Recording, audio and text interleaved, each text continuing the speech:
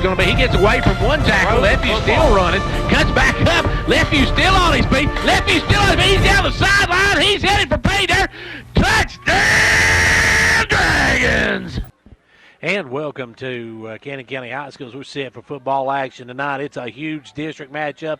Welcome to the Progressive pregame show as we get set for the 2-7 Dragons against the 4-5 Cannon County Lions. And Gary, join me, Gary Hall. And Gary, this one's a huge, huge matchup between the two. It is, Gary. You know, the winner gets to play next week. The loser, their season comes to an end tonight. So it's a huge game, a big game. And, you know, a couple of teams probably be pretty evenly matched tonight, too. Expect a good football game. A difference in records as one comes in. York comes in 2-7, 1-3 in the district. Cannon County 4-5, 1-3 in the district as well.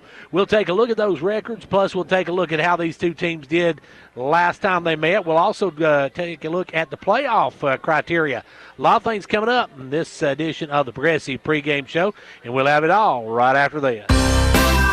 Cheer this year for all our school teams and activities. Get behind our local schools. Join the parent-teachers group and help improve the quality of education. Sponsor school activities. Go to a ball game, hear a concert, reach higher. Progressive Savings Bank, insured by FDIC. Everything we do, it's true. We do for you. And back here at Cannon County High School, Gary, you take a look at these two teams. Of course, York comes in here 2-7. York's played some tough teams, though. They've had 4 teams in the top 10 in their individual divisions when York played them. So they've had a tough schedule this season. York has played a tough schedule, and, you know, they usually do for the most part, Gary. And you add Knoxville Grace to that. That's a good football team that came to York this year. And, you know, anytime you go to Oneida, that's a tough game. So they've been through some battles, and, you know, that's not going to be the issue for them tonight. So York coming in here at 2-7 on the season. Now both teams have beaten Grundy County, but both teams have lost everyone else in the district, Gary. That's why it sets up this matchup for that number 4 spot in the district. It does. You know, you got to win 2 region games to get into the playoffs, and both these teams with 1 right now. So a huge game tonight. Now we'll take a look at the playoff implications in this one, and plus we'll take a look at the scoreboard. All that's when we come back. Right after this on the Progressive pregame show. It's football time on the mountain. At Progressive Savings Bank, we know running your small business is a lot like coaching a team. You call the plays that drive your business towards success, and we're your number 1 fan. After all, you provide the products, the services, and jobs that keep our local economy moving forward. We partner with small businesses to help you reach your financial goals with free business checking and flexible financing to help operate and grow your business with the right financial equipment to keep you in the game.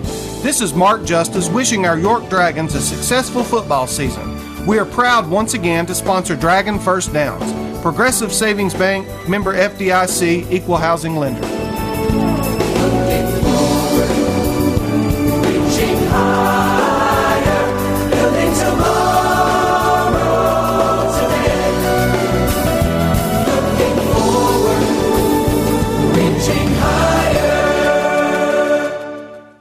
Checking out the scoreboard from last night, it was Coalfield holding off Oneida 22-14. Oneida had the ball on the 5-yard line when time ran out. Last week, it was Red Bull and Springs over Pickett County 26-21. Cannon, Red Bank, and Oneida had last Friday off. Stone edged Smith County 16-13. Upperman edged Watertown 21-20. Sequatchie County roll over Grundy County 32-0. Trousdale County crushed Jackson County 42-8. CAK upended Grace Christian 9-7.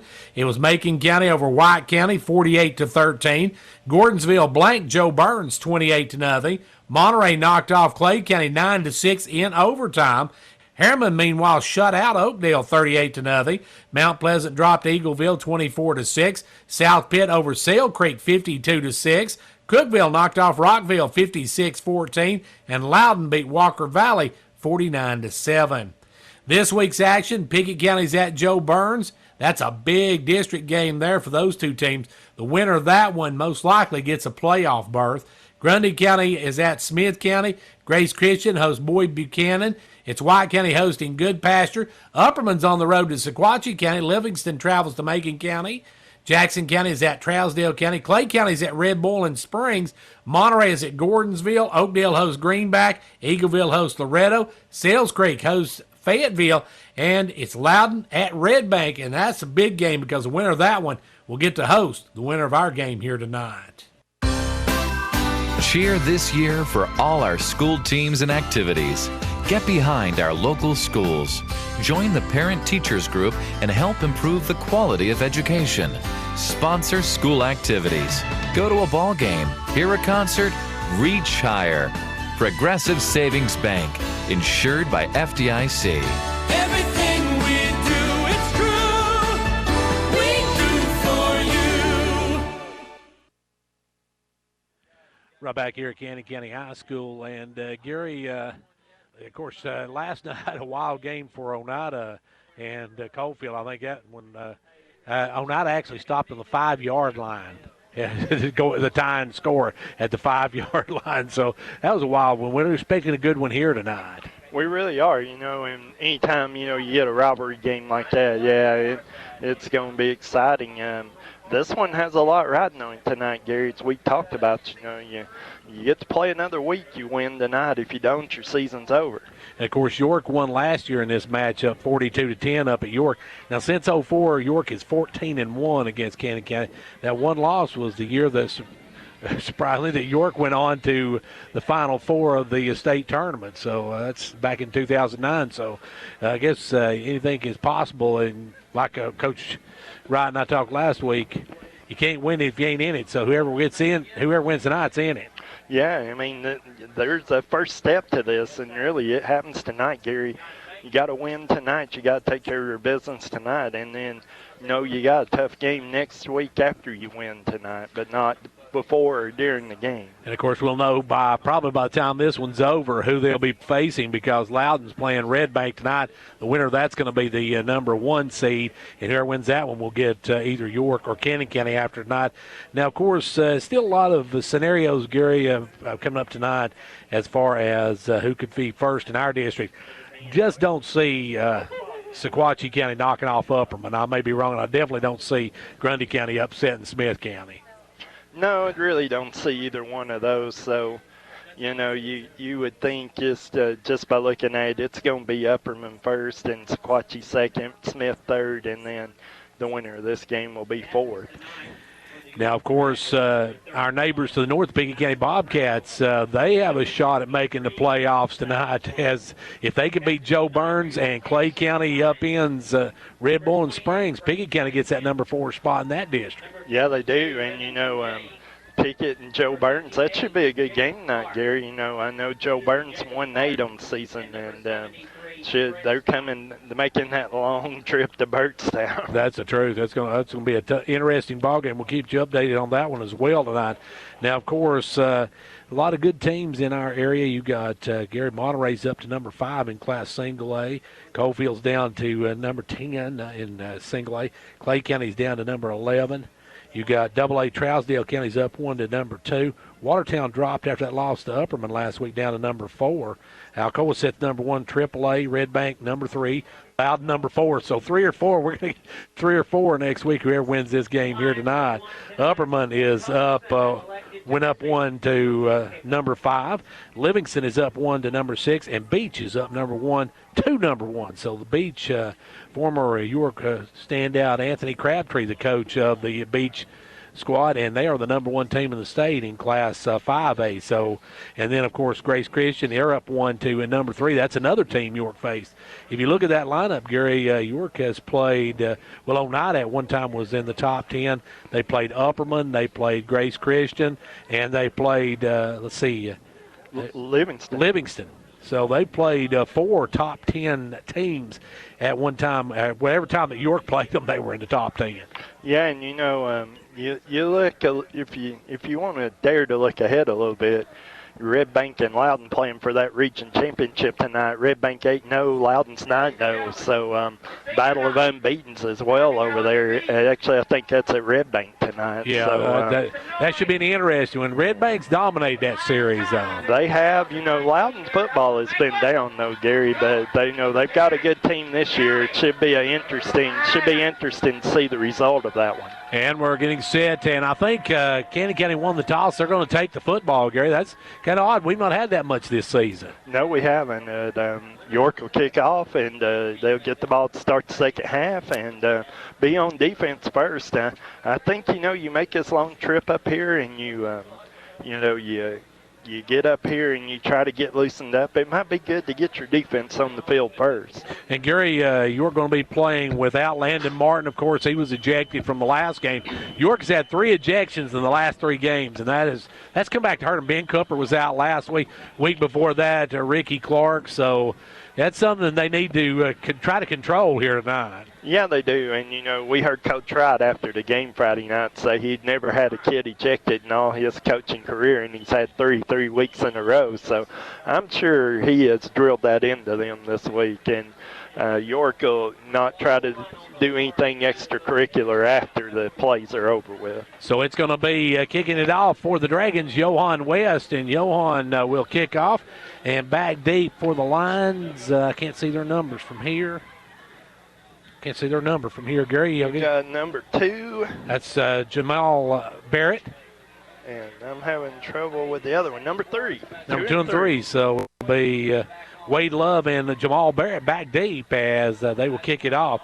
And Coach Derwin Wright told us earlier in the week, watch out for Jamal Barrett and Wade Love. They are the 2 big guns for Cannon County. We'll see how they go here as you're getting ready to kick it off. Time to line it up and kick it off and get it on. We got a region tournament playoff berth waiting on this one. Whoever gets this one will go win the number 4 seed in the tournament, the upcoming tournament. So this one's a big one as somebody's going to be playing postseason next week, and somebody else's postseason next week will be basketball.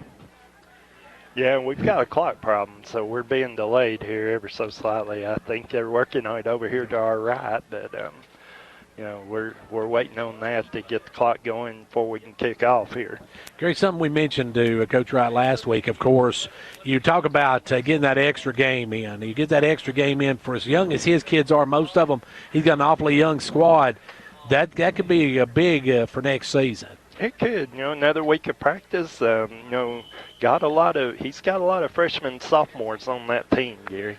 And, of course, as we said, can't win it if you ain't in it, folks. So you got to win tonight to get in it, and that's what the Dragons are going to try to do here as they get ready to kick off. But still having a little bit of trouble with the clock. I'm not sure what the problem is, but we're going to take a time out for a word from our sponsors, and we'll be right back in a moment.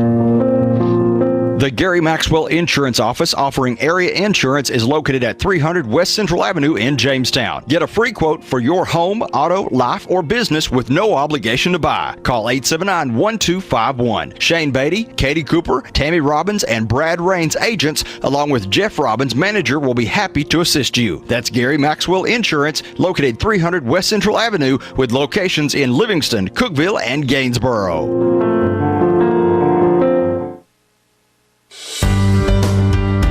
Managing your medications has never been easier. With Medi-Thrift Pharmacy's MedPack, your medications come organized by date and time, securely sealed in individual, easy open packages. So when it's time to take your next dose, you just tear the package off the roll and your pills are there. That's all there is to it. No bottles, no bother. For more information, call us at 879-8133.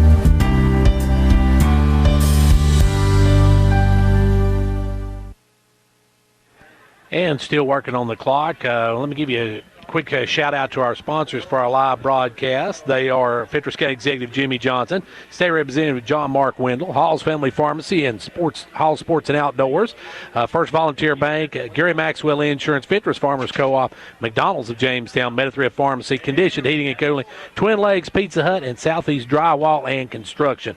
Our sponsors for our live broadcast and, of course, our pre- and post-game shows brought to you by Progressive Savings Bank. halftime stats brought to you by Old Ben Franklin Ford, and our player of the game brought to you by Hall's Sports and Outdoors. Gary, they're getting ready to kick it off. I think we got the clock. We're ready to go, so we're ready for some football action on a chilly night down here at Cannon County. Yeah, the referee's still down here in the what would be the Cannon County end zone, talking to one of the school administrators, but clock kept over here beside us. Looks like they've got it under control. It's one of those things that happens from time to time, I guess. I guess it's the cold weather. We're not used to having this cold weather by game 10 of the season. usually that happens to us about 3 weeks into playoffs. Yes, or first round last year. Yeah, That the first was round awful last cold. year was pretty cool, too. But much better than last week when we had that to rain down when the Livingston game.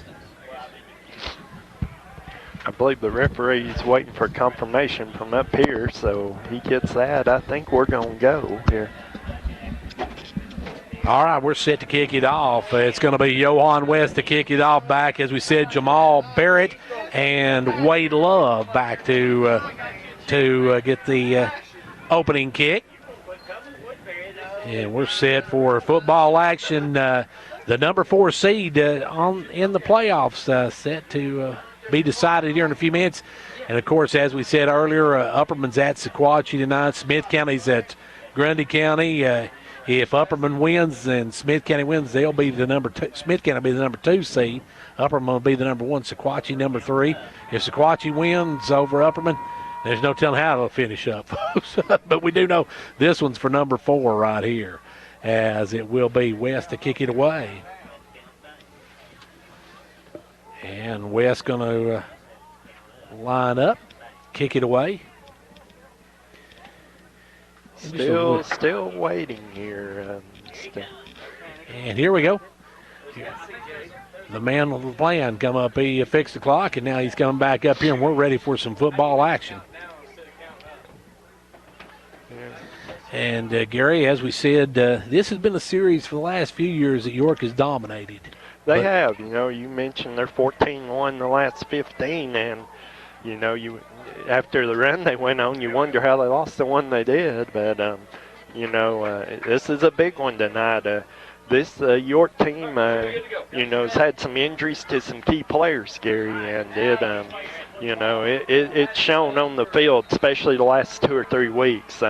Got to be able to overcome that tonight and get this win, get in the playoffs. But they got Ben Cooper back this week. That's good for them. And now it's going to be a short kick. That's going to be taken by the up man at the 20-yard line. He'll get up to the 30, still on his feet to the 33, and he's going to be dropped there by Toman. Good job by Toman to come in and make the stop. Yeah, that's number 1, Brendan Reed on the return, the up man on that one.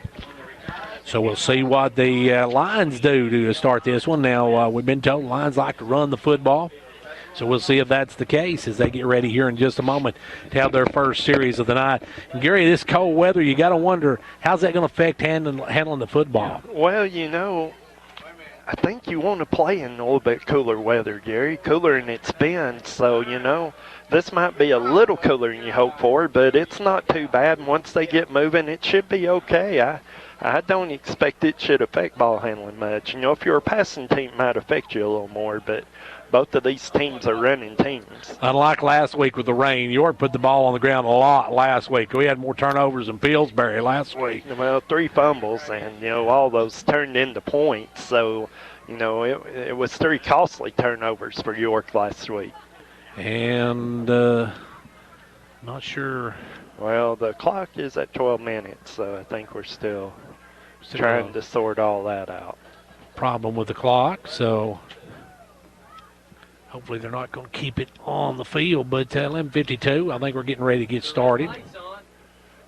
Yeah, so the referee is over telling Coach Wright right now. I think that they're going to keep it, keep it. So we'll see how that works out. That's going to make it fun for us. Well, those people get on to you for not telling how much time's left. They're really going to get on That's you. right. Folks, I have to apologize. If keep it on the field, I have no idea what the time is. But we're getting ready for the first series of plays here in just a moment. Pretty good field position for Cannon County to start this one, Gary. Yeah, that return out to about the 33-yard line. And if you look at what York's done this year, most teams that do get a return start about the 30 or so. So, average starting field position. It's important, though, that York be able to fill the holes here and not allow them to run the football, Gary. And here comes Barrett up to the line of scrimmage. Jamal Barrett under center, drops back. He's looking to throw. He's going to throw one out to start off. That's going to be picked off. Picked off by the Dragons. Looks like that's Is that Barger? Barger on the return back up to the 45. Barger picks off the first one.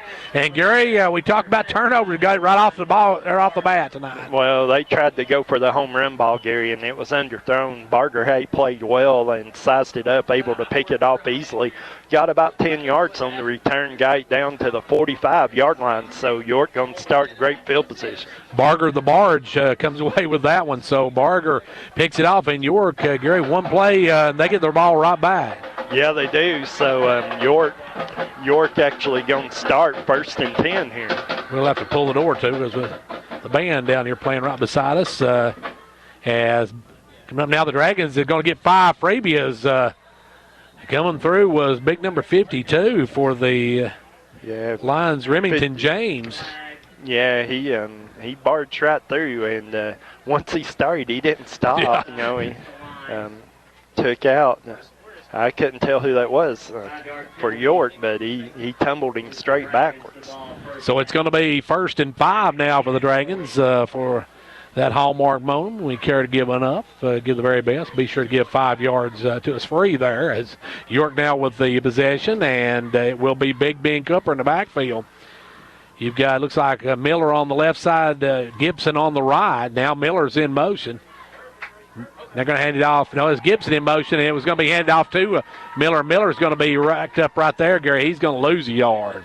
Yeah, they met him in the hole. Brady Cunningham, number 28, met him right when he got the handoff, Gary, and he lost about a yard on that one, so it'll be 2nd and 11. York with the lineup now will come up, and it will be, is that Barger under center? It is Barger, yes. I thought Barger was starting at quarterback tonight. We've seen different quarterbacks this season. Barger comes up. He's going to have to Miller on the left side. Miller's trying to get outside, but they're going to run him down, and he's going to be stopped for another loss, Gary. He's going to be dropped for a couple of yards, and it's going to be 3rd and long for the Dragons. Yeah, officially about a loss of 1 on that one, Gary, so it's going to be 3rd and 12 for York here. And Cannon about County, 7. Yeah, 3rd and 7, sorry, with the penalty, but Cannon County's keying on the run, Gary. They're run blitzing, they're filling the gaps, and for 2 plays have been pretty good. Miller tried to sprint that one out wide to the left. They just strung it out toward the sideline and made the tackle. And up will come the Dragons. They got a man in motion in Gibson. They're going to fade Gibson. Rolling is Barger. Barger's getting a big rush. He throws out. That's going to be short, though. It's going to drop in front of number 30. And that's going to be 4th down for the Dragons. Gary, do you go for it here to start this game, or you punt it away and play field position? I think you go for it here. York trying to put together a drive, and you hadn't done nothing for 2 plays. Kind of had Tolman breaking into the flat over here open. Barger, under pressure, wasn't able to get enough on to get to him, Gary. So, you look at something similar, maybe run a little different route out into the flat or run something towards the hash mark and try to hit your receiver. So the Dragons going to go for it on 4th and about 7 from the 42. They'll take the snap, drop back Barger. Barger's trying to get outside. Barger's going to be wrestled down. And, Gary, he's going to be sacked all the way back to about the 46-yard line. And Cannon County stiffens on the defense. Yeah, they do. And Brady Cunningham, again, busts through the line. Grabbed Barger, had him by the jersey around the shoulder pad, was able to jerk him down, Gary. So, turnover on downs, and Cannon County going to take over. And Cannon County was lucky he only got the jersey on that one, Gary. If he'd got a part of that shoulder pads, it would probably been a horse collar, but they're going to call it, say he got him by the neck. Yeah, he clearly hung by the jersey, Gary, and was able to hang on to him enough to jerk him down. So Cannon County will take over at the 46-yard line. Here come the Lions. Their second possession. They've had an interception on the first possession. Got a man in motion. They'll hand off on the right side, cutting back inside, and he gets about a couple yards on the carry. That was Cunningham around the right end for about 3. Cunningham gets the carry, going to get a couple, and it will be 2nd and long for the Lions. York there got a golden opportunity and squandered it there, that first interception. Yeah, got to get some momentum going offensively, Gary. You know, that really wasn't the first drive you were looking for there if you're York. And up will come the Lions. They got a man in motion. They're going to hand it off right up the middle to Cunningham. Cunningham just straight ahead, hard run, and gets about 10. Gary gets a first down for the Lions. Yeah, he'll move that down to about the York 43-yard line. It'll be 1st and 10 after that. A nice run by Cunningham, breaking a couple of tackles, Gary, and getting through the first line of York's defense. So now it's going to be 1st and 10 for the Lions in York, into the field now at the 42-yard line. Cunningham in the backfield. Barrett under center. Barrett got a man in motion. Going to hand it off up the middle, and I think we got some movement on that one. Yeah, that will be false start against Cannon County. That'll back it up 5 and make it 1st and 15. Cannon County already with 2 penalties, Gary, to start this ball game, and we're what end of the game now? We're 11 minutes and 4 seconds left to go in the first quarter, and that time can't be right. I don't think so. Because we had 12-minute quarters. Yeah, I think we're probably keeping it on the field, Gary. So I have no idea what the time is. We do know it's scoreless, though, folks. As it's going to be 1st and 15 now for the Lions. The Lions need to get all the way down to the York 32-yard line, about 32.5-yard line, actually. They got a man in motion. They'll hand it off to Cunningham again. He's hit. He gets away from the first one. Still on his feet. Rumbles all the way down for another first down, Gary. Just hard running by that one. That was Tucker out on the carry. Yeah, that was Connor Tucker, number 24. They actually ran Cunningham in motion across the line of scrimmage and handed it to Tucker and ran in behind him on the right side. They like the right side of their line, Gary. They're running behind it, and they're effective here so far. So it's going to be 1st and 10 now for the Lions as they are at the 32 of York. Barrett under center. Barrett's got a man in motion. He's going to hand it to Cunningham up the middle, and that's going to be a couple of yards, and he's brought down there by big Ricky Clark. Yeah, he got about 3 on that, down to the 29. Big, like you said, Ricky Clark was able to, keep him from getting any more there. You're not going to get very far with Ricky Clark on your back. No, you're not. And Ricky had a good hold of him, too. So it's going to be 2nd and 7 now for the Lions as Barrett comes under center. Got a man in motion. He's going to hand it off again to Cunningham right in the middle. He'll bang straight ahead for about 3 more. And, Gary, that's what the wing tee's designed for. Yeah, 3 yards and a cloud of something, not dust tonight, but, moves it down to about the 26-yard line where it should be 3rd and 4 here. And Gary Cannon moving the ball pretty effectively. Yeah, they are. They've got a good drive going, Gary. On the ground, running over that right side, behind that right side of that offensive line. They've been effective so far. So back up now will come Cannon County. They'll hand it off up the middle of Cunningham. This one, Clark's going to wrap him up, drop him back, and we got a flag, I believe, on this one. Actually, that was a fake to him and a handoff to the up man, which was, I believe that was 20. And they turned it over. York comes up with it. Didn't see the ball hit the ground. I guess that was a marker they threw in. So York gets their 2nd turnover of the game, Gary. Yeah, that's a big turnover, and that was actually, I was trying to see the number. I thought that was maybe Connor Tucker again on that carry. And I didn't see the ball hit the ground, Gary. I must he must, I thought it went to the up man, and they faked it to Cunningham, gave it to the up guy, but apparently that ended up on the ground, and York got on it. York with their 2nd opportunity now after the turnover. They'll hand it over right side. That's not going very far. That's going to be about maybe a couple of yards for Miller. Or McGibson, I should say. Yeah, that was Gibson, and they ran over their right side, Gary, and looked like he might break free, but a couple of Cannon County guys come in and closed that hole up and made that tackle, a gain of about 2 on that. So York needs to get something going offensively. They're really struggling offensively. Yeah, I'm sure Coach Wright's got some plays in here. It might be time for one of those pretty soon. Barger Hands it off up the. No, he's going to pitch out this time to Miller. Miller stumbles, and he's going to be knocked down right about the line of scrimmage, Gary. He got a few yards, maybe about 3 or 4 yards on the carry. Had he not slipped, he had some room in front of him. Yeah, that was actually Gibson on the carry. They ran the option, flipped it to him, and he slipped as he caught the ball, like you said, and lost traction, but still managed to get about 3 yards out of that, moves it out to the 32-yard line. It's going to make it about 3rd and 4 here for York. 3rd and 4 for the Dragons. Yeah, that's what Barger brings to the table. Barger handles the ball a little bit better on the option and the run than maybe Durham or Strong, either one. Yeah, he does. Now he's gonna roll out over to his left. He's gonna tuck it and try to make it himself. Spins, makes a great move to Barger, and he gets for the first down up to the 39-yard line. And the Barge with the first down carry, Gary. Yeah, they looked like they were closing in on him. Looked like they were going to stop him about a yard short. He took that ball and ran with it around the left end, but spin move made the tackle miss, got a couple extra yards and a first down. So the Barge with the first down, and it's going to be 1st and 10 for the Dragons. And Gary, that's maybe the spark they need. They've really struggled this last few weeks, even getting any offense going. Yeah, they needed a first down, so it's a good start for York here. This time right up the middle to Big Ben, and Cooper will carry it up to about the 46-yard line, looks like. Yeah, that'll be a gain of 7. So a nice run by Ben Cooper, the quick fullback hitter, just through the A-gap, Gary, between the center and the left guard, and a nice run for Cooper. York missed that one last week, Gary, because they didn't have that big fullback in the backfield. Of course, Cooper was out on that suspension, so that hurt them, and he's back, and he gets a good carry on the first one, so it's 2nd and short for the Dragons, as up will come Barger.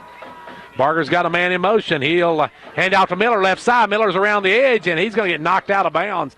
And he got racked over there about the first down marker. He's going to be about a yard short, it looks like. Yeah, it's going to be third and 1 or less. Got a couple of yards out of that. Cannon County with decent speed. They just sprung that out towards the sideline, Gary, and just ran him out of bounds about a yard short. Looked like he might get it, but ends up a little bit short. Here's where York likes to use Cooper, Gary, and this is, in this situation, the big fullback is where you like that big fullback back there. Yeah, it is, or even some kind of quarterback snake here, just dive in a hole and get a yard. And a quick throw out to Miller, and that's not going to get it. Miller's going to be dropped, actually lost a yard, Gary. And where they're marking that, it is short. It's about a full yard short. Now, they actually lost about a half a yard on that one. Yeah, it's going to be 4th and about a full yard here, Gary. I don't know on that call, Gary. I know they weren't. I guess they thought they might catch them off guard, but the throw was behind Miller. He was lucky to come up with it. Yeah, it was a little different wrinkle there, Gary. A little quick pass. You're hoping to get in a one-on-one situation in the flat and try to make a tackle miss and break a big play out of it, and unfortunately the tackle didn't miss that time. And the Dragons going to go for it on 4th and 1 in their own territory. And now they got Cannon County jump off sides. The hard count drew looks like number 40 jumped on that one, Gary. 42 maybe. Blake Bond. I believe it is 42, Blake Bond. That he jumped in, he brushed him, but he didn't make hard contact, but York flinched, and if you're offensive line, that's what you want to do, try to draw that penalty, first down by penalty, Gary. And that's another one of those hallmark moments when you care to give it the best, folks. Give us 5 yards, we'll take it every time. As now Barger comes up with a 1st and 10 just inside Cannon County territory, hands it over to the right side to Gibson, and that went for maybe a yard. Got about 2 on that. He's going to get a good spot, get about 2 yards on you, be 2nd and 8. They're trying to run over the right side of their line too, Gary, behind Ricky Clark. And, also we got Kellen Buck over there at the moment and a couple others that, trying to fill some holes for Landon Martin over there this week too. So, that's where Landon would normally be lined up at, but he is out for suspension. And now you're going to hand off up the middle to Cooper, and Cooper goes straight ahead, and he fumbled the football. And did Cannon County come up with it? They did. They did. Cannon County's going to come up with it. And it's going to be 1st and 10 Lions at the 45-yard line. Their own 45, and Gary, We talked about the football before the game, and both teams struggling early. Yeah, Cooper just he got that knocked out of his hands. Gary didn't have it tied and went into that line, and they stripped it out and recovered it, so they'll take over at their own 45-yard line. You got to hang on that thing like a bar of prison. So, folks, it's going to be 1st and 10 now for the Lions at their own 45-yard line. Up will come Barrett. Barrett under center, takes the snap, drops back. Barrett looking, Barrett throwing deep. He's got a man out there, and that one's going to be incomplete. Barger comes up and makes the play at the last second, Gary, and it looked like the pass had not been, if it had been a little bit lower, it got a little bit too much air under it. Well, I thought Barger had it played, and I think he did too. And that ball thrown well by Barrett down the sideline, down the right sideline, and the receiver really had a chance to make the play on that, Gary. And Barger got in there and did disrupt it somewhat. So now it's going to be 2nd and 10 now for the Lions. They got a man in motion. They're going to hand it off to the man in motion coming over the right side. He's going to be hit and dropped there by Cooper, helped out by Barger. And Barger coming up, laying a hit on that one at about the 47-yard line. So it's going to be 3rd and about 7, maybe 6. That was Wade Love on the carry there, and he got about 4 yards. York doing a good job stringing that out. Help coming. The first guy really didn't get him wrapped up, but the second guy come in and finished off the tackle. So now it's going to be 3rd and about 7 for the Lions. I'm not sure how much time's left on the clock, but it's still a scoreless ball game at the moment. As up will come Barrett. Barrett's got one man in the backfield. Barrett takes a snap, rolls out. He's going to throw it up. That one's batted and almost called to anyway, though, as it was tipped to the line, but Love just couldn't come up with it, Gary. No, he couldn't. Dalton Barger able to close on that because of the tip ball, too, and he was right there if Love did catch it. And the barge is everywhere, it seems like, early in this ball game. Yeah, I mean, they've tried to pick on him a couple of times, Gary, and he's defended it well. So now we'll see what the Lions do. They may punt it away. Yeah, they brought on the punt team. It looks like Love will be their punter also. And Love's dropping way back from the – that's awful deep. He's 13 yards. That's probably what you should be. He's 12 now, but, yeah, he's probably right. Just looks longer. And now the snap, and he'll get the punt off, and it goes straight up. Not the greatest punt in the world. That's going to hit and take a York bounce, and a real York bounce all the way back to the 45-yard line. So, Gary, that was about a 7-yard punt. Yeah, and York getting a little pressure there. Caden Buck coming in, tried to get a hand on that. Maybe made him rush it just a little, kick it more straight up in the air, and actually, they'll spite at the 44-yard line, so it'll be an 8-yard punt. So now it's going to be 1st 10. The Dragons, Gary, have had pretty good field position, just haven't been able to do anything with it. Yeah, I mean, we played out around midfield, scrimmage the whole first quarter here, Gary. York got to make a play. So the Dragons now will come up. Barger under center. Got Cooper in the backfield. Got Gibson in motion. They're going to pitch it to Gibson. Gibson's got Cooper out in front of him. Gibson's going to cut back inside up over midfield to about the 42-yard line. Going to make it 2nd and short. Yeah, it's going to be 2nd and 1, gain of about 9. Nice play call there by York. Just brought Gibson in motion out of that left wing and made the pitch to him. Great block by Cooper, too. Good block by Cooper. Just ran straight student body, out of an traditional I formation. And gave him a chance to run through the hole, and a nice run for about 9 yards. So look for York to come back to that. Up again comes Barger under center. And this time he fakes it to Gibson. Barger going to keep him. Barger going to be dropped all the way back to the 46-yard line, Gary. The Cannon County didn't bite on that one at all. No, that was Brendan Reed who didn't bite and followed him all the way through and was able to make the sack, and that's going to be a loss of about 7 yards. So what was a 2nd and 1 now is a 3rd and 8 for the Dragons as they're backing up like the French Army at this point. Yeah, York gotta make a play here. You want to get this. You want to get a first down. Try to get some momentum going, Gary. String together a little bit of a drive here. York haven't been able to do that yet. So up will come Barger. Barger under center, got a man in motion. He's going to drop back. Looking, throws a little screen out there. Let's see, that is Johan West on the catch, and Johan's going to get all the way to the 32-yard line of Cannon County, Gary, and they set that screen up perfectly. They let the rush come in, get on Barger, and then they dump it off to Johan, and Johan's got some good speed when he gets the ball. Yeah, Connor Tucker should have intercepted that ball, Gary. He come up to play the screen, and Barger threw it right by him, to get to West. And once West got the ball, he had clear sailing all the way down the officially 32-yard line. So 1st and 10 now for the Dragons at the 32-yard line of Cannon County. Barger under center. Barger got a man in motion. He's going to hand it off this time to Gibson over the left side.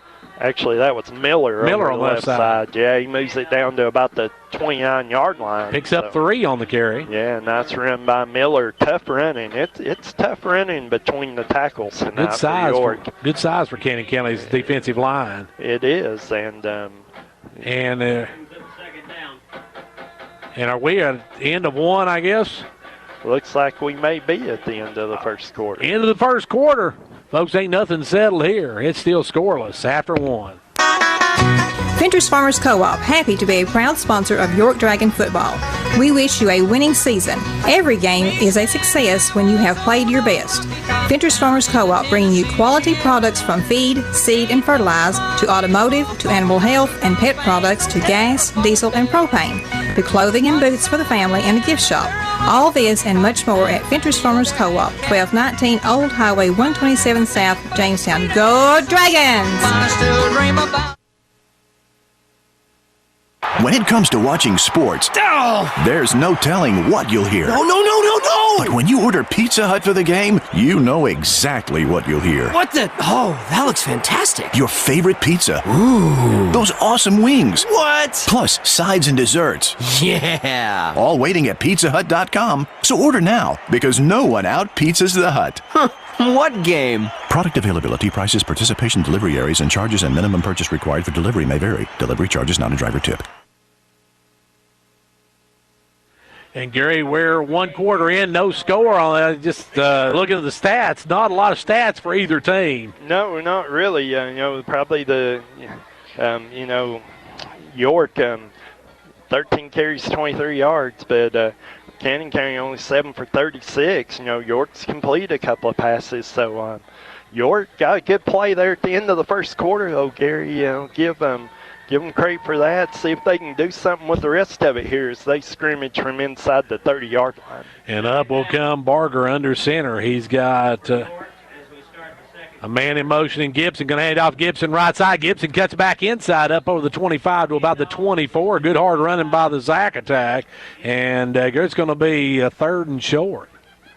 Good run by Gibson, though. They just brought him in that motion, handed it to him over the right side, and he moves it down to about the 25-yard line. Sets up 3rd and short for York here, though. 3rd and about 2.5. And you have to figure it's 4-down territory for sure here, because York's not going to kick any field goal. Absolutely. You got 2 plays to get about 3 yards here. As Barger under center's got Gibson in motion, gives it off to Cooper up the middle. Cooper, no, it's going to be Barger on the keeper. He goes around the right side, gets all the way up to the 15. So Barger, the barge with a good run, gets another 1st down. Yeah, good play by Dalton. He had the option to give that to Cooper, pulled it back in, took off around the right end, got about 8 yards out of that, Gary. A good run by Barger. It looked like Cooper probably would have been able to got the 1st down, but he did decide to keep it, and he got even more. Yeah, it'll be 1st and 10 here from about the 15 for York. So up will come the Dragons. It's going to be Barger under center.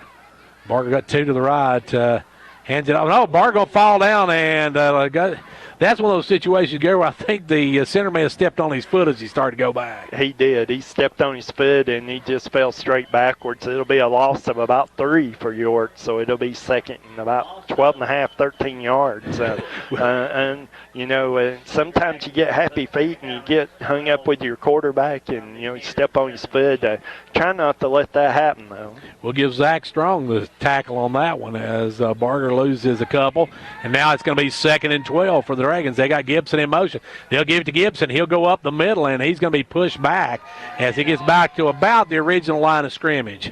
Yeah, just outside the 15-yard line, and it's going to be 3rd and long for York here. And see what Coach Wright's got drawn up here. This might be time to pull something out. They're going to bring in West again, so Johan will check back in. Johan checks in, and we'll see what the Dragons do here. You know, 3rd and 11.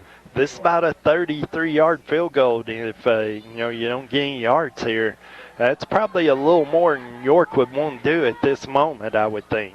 So it's going to be 3rd and 11 for the Dragons as Barger under center. He's got Gibson in motion. Face quick, a slant. It's going to be picked off, and back the other way comes Cannon County.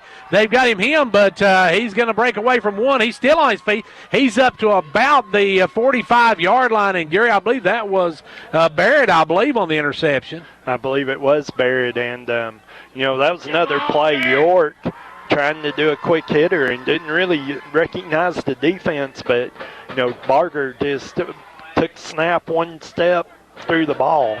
And there's a flag on the play, but that's probably going to be a block in the back after the interception, be my guess from where it's thrown. Yeah, that's definitely on the return, so the interception will stand, but Cannon County probably going to start inside their 30 for sure, maybe inside the 25-yard line. Personal foul against York. Personal foul. So the other way around, Cannon County going to start over midfield. They're going to start in York territory here. That's a big one there, and I'm not quite sure on what that penalty was, Gary. I've never seen that. He called personal foul, and I'm not sure what that other signal is, but he called it a personal foul, so it's a 15-yarder, and going to move Cannon County inside the 45 all the way down to about the 41-yard line. Yeah, that's going to give Cannon County great field position. So York's second turnover now has been has a targeting call, they say, was the call, Gary. So a targeting call against York. If that's the case, somebody may be ejected here as well, and I didn't see who that might have been. So now it's going to be 1st and 10 for Barrett. And he's got a man in motion. Hands it off to the man up front, and that's going to be Cunningham, I believe, on the carry. Connor Tucker on the carry. Tucker on the carry, going to get it to the 39-yard line. Going to make it 2nd and about 7. Gain of about 3. Good job by the York defensive line to close up the hole, Gary. Gary, York got a stiffen here. Both teams now have had 2 turnovers. And to start this ball game, both with an interception and both with a fumble. Up will come Barrett. Barrett gets the snap, got a man in motion. He's going to hand it off to the second man through, and that's going to be hit and dropped for a loss all the way back to the original line of scrimmage, to the 41-yard line. I believe that time was Cunningham coming around, Gary, and he was met there. He was, and good job there by Caden Buck and Ricky Clark to catch him in the backfield, Gary, and loss of about 3.5 there, and it's going to put them in 3rd and 10. Dragons need to stiffen here as it's a 3rd and 10 now for the Dragons, as up will come Barrett.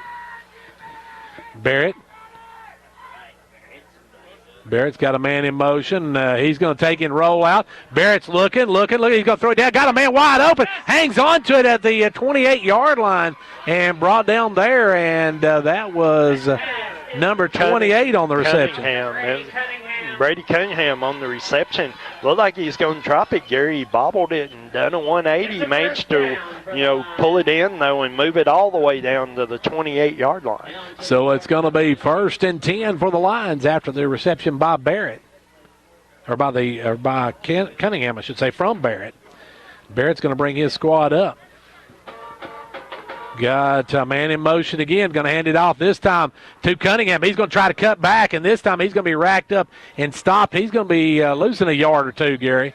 Yeah, he's going to be stopped at the 30. That'll be a loss of 2, so it'll be 2nd and 12. Good job by York. That was meant to be a slow developing play. They held the ball and faked it and then finally gave it to him.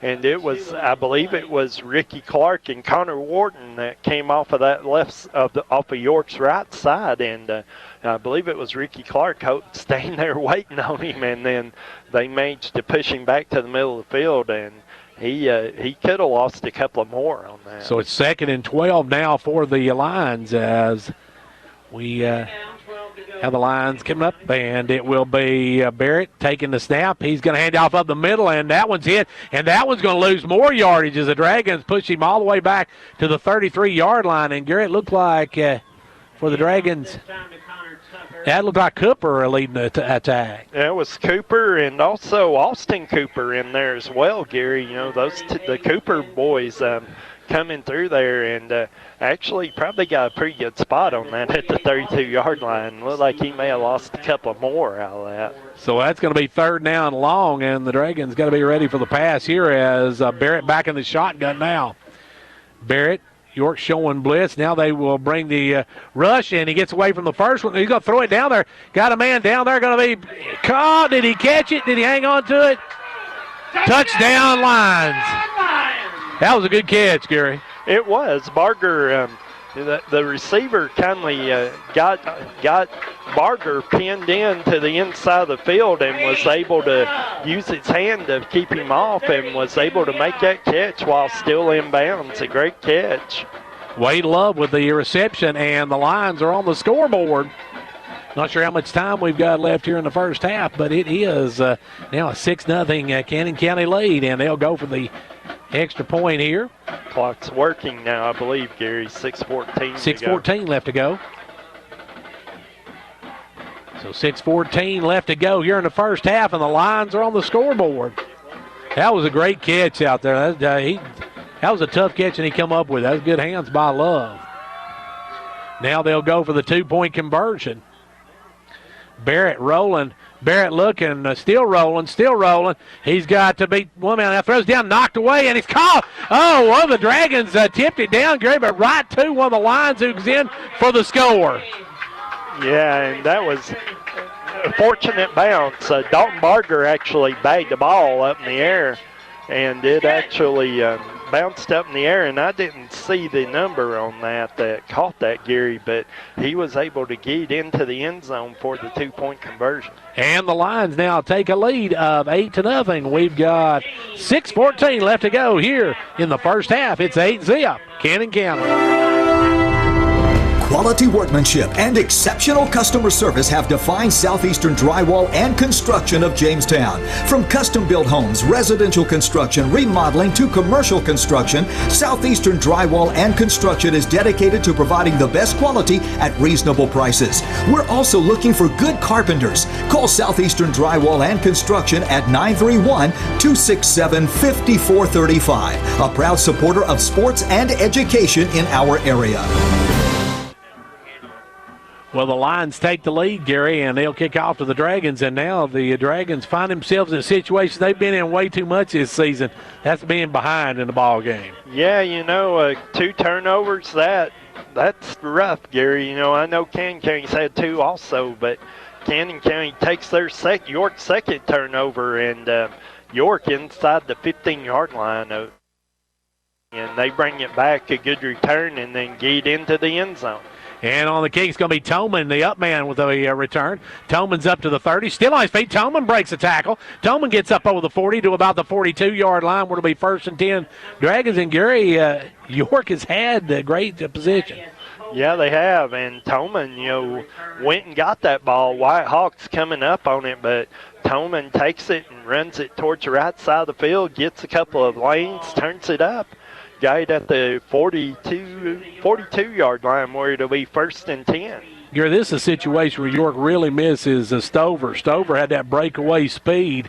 Of course, he got that broken collarbone. And the freshman, they could use him in this situation. Yeah, they could. He's probably the fastest player on the team, Gary. So, they miss his speed as much as anything. Now, quick pitch out to the right side. That's Gibson on the carry. And Gibson going to get, is that Gibson? That is Gibson. Gibson gets about 10 on the carry. Yeah, you're going to mark him about a yard short. Yeah, so stepped out of bounds. Yeah, it'll be 2nd and 1. Good run by Gibson over the right side, though, about 9 yards on 1st down. How important is it, Gary, for York to try to come down and answer that score? They gave up that score when they had a 3rd and about a 3rd and long, and let them pick up that big touchdown. So it's going to be one situation where York needs to score. Yeah, it is. And, York got a couple of big plays and moved the ball on their last drive, Gary. And the the turnover killed them down there, but you know, you got a chance to put another drive together. You got 9 yards on first down here, so you know you got to get positive yardage plays. And looks like Cannon County players got a helmet problem here. It looks like Barrett's.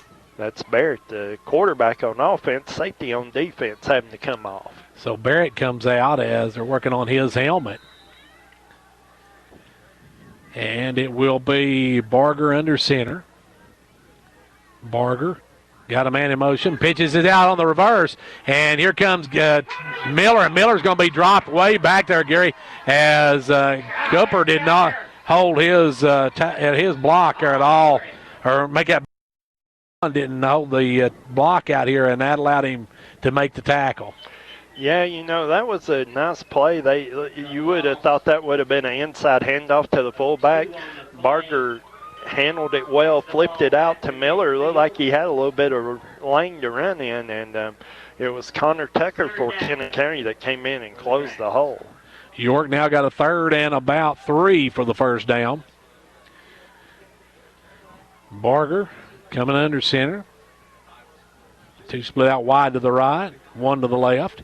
Got Gibson in motion, going to head up the middle to Cooper, and Cooper going to get the first down and more. Still on his feet, rumbles all the way down to the 35-yard line. Gary, had he not ran into Johan West, he might have had even more. Actually, it was Zach Strong he ran into, and Zach thought he'd been tackled, and here he is trying to run over him. They still get 5 or 6 yards out of that, though, and move it down inside the 35-yard line. So it's going to be 1st and 10 for the Dragons as we hit the 4:50 mark left in the second quarter. 8-0, Cannon County out to an early lead in this one. Good run, though. You know, the fullback getting some positive yards for York now. So now it's going to be the Dragons out of that wing tee as they drop back now. Barger going to air one out. He's got a man out there. Ooh, and that one way overthrown, and he was lucky that one was overthrown, Gary. It had been in the area of Tolman. That would have been picked off going the other way. Yeah, Tolman wasn't even looking for the ball, Gary, so you know, Barger, I think, overthrew it, and with a good reason. He didn't really have anything out there. So now it's going to be 2nd and 10 for the Dragons. Just inside the 35-yard line of Cannon County. York's had the ball and moved the ball well, but they just can't get it in the end zone. Couple of turnovers, and now they've got it 2nd and long here. Got Gibson in motion. They'll give it. No, it's going to be a keeper by Barger. Barger cuts back inside, and Barger rumbles down to about the 25-yard line, Gary. And Barger been getting good yardage when he keeps the ball. Good job by Dalton Barger. He got about 9 on that, Gary. He'll mark it 26-yard line.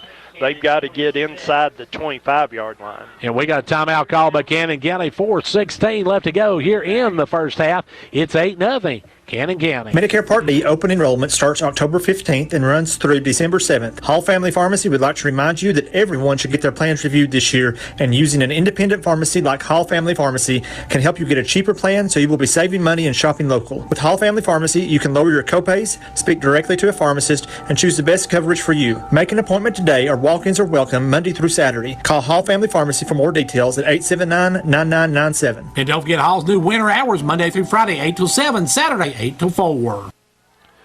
Well, Gary, York moving the football again. Just got to make sure they hang on to it. Yeah, they do. You know, guy down here just got outside the 25-yard line, looking at 3rd and yard and a half, maybe closer to 2. But, you know, York, 2 downs to get this first down. You're down under 5 minutes to go in the first half. Score 4:16. Score would be huge for York here as they get the kickoff to start the second half as well. And York would love to take this time off the clock before they punch it in as well. Yeah, they would, but, you know, you got plenty of time to run your offense and do what you do best here. Start with, you got to get a couple of yards to get this first down. So the Dragons will have it a 3rd and about 1.5 yards for the first down. As up come the Dragons. 2 to the right, 1 to the left. Got a man in motion, Gibson. Up the middle, they'll go to Cooper, and Cooper just going to bull his way up, Gary, for the first down. Yeah, it looks like the way the line judge ran in, it will be first down York. And good hard running by Ben Cooper for a couple of yards. So Cooper gets the first down, and the Dragons keep the drive alive. And York trying to answer the Cannon County score. York got a good drive going, starting with a good kickoff return by Tolman, and then they've moved it down the field here, Gary. Got to keep from turning it over when you're down here now. So up will come Barger. York just inside the 25-yard line of Cannon County. They fake the handoff, roll out this time. Barger looking across the middle, got a man out there, overthrew him. Had Gibson there, Gary, but the pass was overthrown. Yeah, he had a couple of guys out there. Had Miller running into the flat. Had Johan West out there as well, Gary, and he overthrew both of them, and the ball falls incomplete. So now the Dragons have it 2nd and 10. Got to keep this drive alive. York will get the ball to start the second half, and we've got 3:44. Plenty of time left to go in this quarter, Gary. Yeah, there's plenty of time. You know, York 23-yard line. Just, you got time, not an issue here. Got to keep the moving, though, as now Barger on the keeper. Barger will cut back inside, and Barger dropped down at looks like about the 17. Yeah, about the 16-yard line, Gary, and Barger bobbled that snap, able to grab a hold of it and turn it upfield, get positive yardage on it. So Barger's got it down to 3rd and about 4.5 yards for the first down. Officially, it'll be 3rd and 4, Gary, from about the 17-yard line. 3:12 left to go here in the first half. York trails 8-0. As up comes Barger. Barger under center. Takes the snap. Fakes it. Now going to pitch it out to Gibson. Gibson right side. He's going to cut back inside. Gibson going to get down to looks like about the 6-yard line, Gary. That's going to be 1st and goal for the Dragons. Yeah, and that was a great play. You know, Barger looking for a hole to turn that up the field, Gary. He didn't have it, made the pitch, and when he made the pitch, it gave Gibson the corner, and he was able to turn that into about a 9-yard, 10-yard gain and a first down. And that's what those big runs by Barger has done. It's opened that up, Gary, for that pitch as they're having to close in on him. He's had some big runs. He has, and, that allowed Gibson had the corner, had one guy to beat, but that one guy made the tackle, Gary. This time they're going to hand it off up the middle to Cooper, and Cooper's in for a touchdown, Dragons! Actually, that was Thomas Miller. Miller on the carry. Yeah, Miller on the carry, and Miller with the touchdown. And, Gary, they faked the handoff to Cooper over there to the right side, and Miller came through and slipped out in for the touchdown. Yeah, and practically untouched, Gary, and it's a touchdown York, and, we'll see what they do here.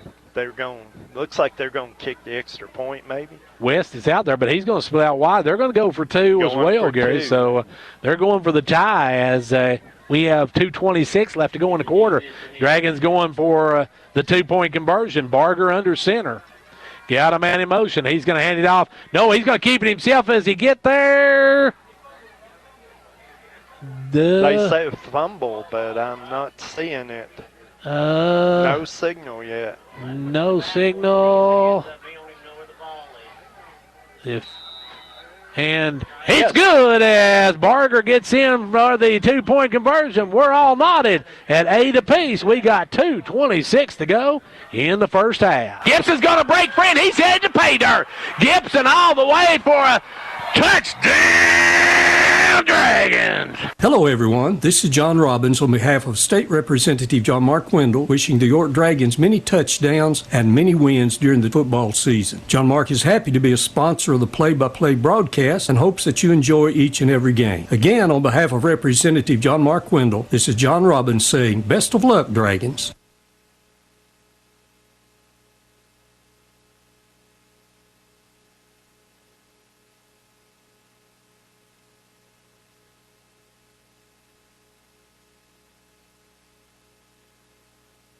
Well, Gary, York answers back, and that's just what they needed. They had a good drive, no turnovers. They moved the ball well. They did. They've got a couple of things worked out. The last couple of drives have been pretty good, Gary, and, a couple ended in turnovers. That one did not. Got into the end zone and got the conversion to tie the game. So now it's going to be York kicking off with 2:26. Cannon got some time, though, Gary, to come right back down the field if York's not ready to play.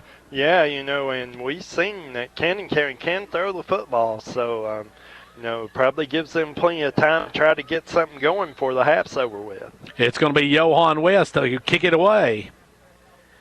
Johan lined it up, and the kick is going to be short.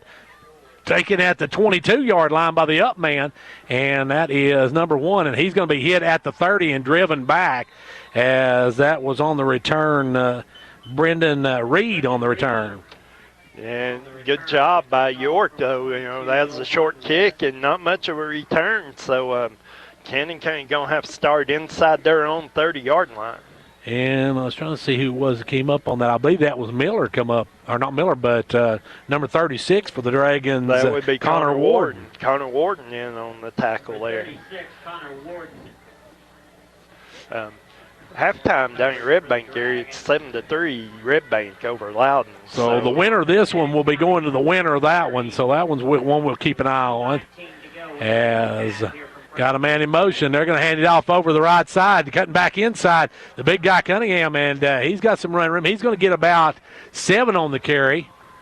Give him 8. Good hard running by Cunningham. He's a big guy, Gary, and York having a hard time getting a hold of him, bringing him down. And Gary, he's one of those downhill runners. Once he goes downhill, he's hard to bring down. Yeah, I mean, he gets ahead of steam going, and York's having to gang tackle him, and good run there on first down for about 8 yards. But they're taking an awful long time to come up with the play. We're down under 1:45 left to go in the half. As Barrett now hands it off to the first guy. That is the big fullback, Tucker Connor, and Gary, he went nowhere. Yeah, Connor Tucker there lost probably a yard on that one, Gary. Yard and a half. Going to put them in third down here. And the Dragons would love to get a stop here. But they're not going to call any timeouts. They're going to let this. It's under a minute 20, so they're content to go halftime like this. Looks like, Gary. And so now they'll hand it off over to the big guy again, Cunningham. He's going to be hit, and he's going to be close to a first.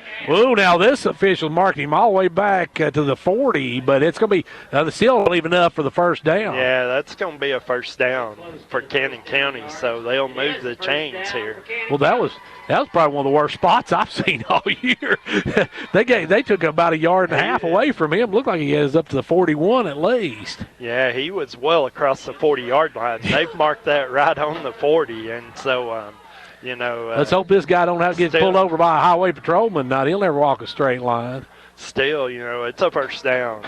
So the Lions got it 1st and 10, and now I believe Cooper is going to have to go off the field. I'm not sure. Yeah, looks like they're running him off for some reason. And West's going to check in. Yeah, West's going to come in. York playing a lot of young guys on defense here, Gary. I've seen, Seth Helbig's in there. And, of course, Seth had a good game defensively last week. You got Connor Warden on the line. You've got also, you got Austin Cooper up there along with a couple of others.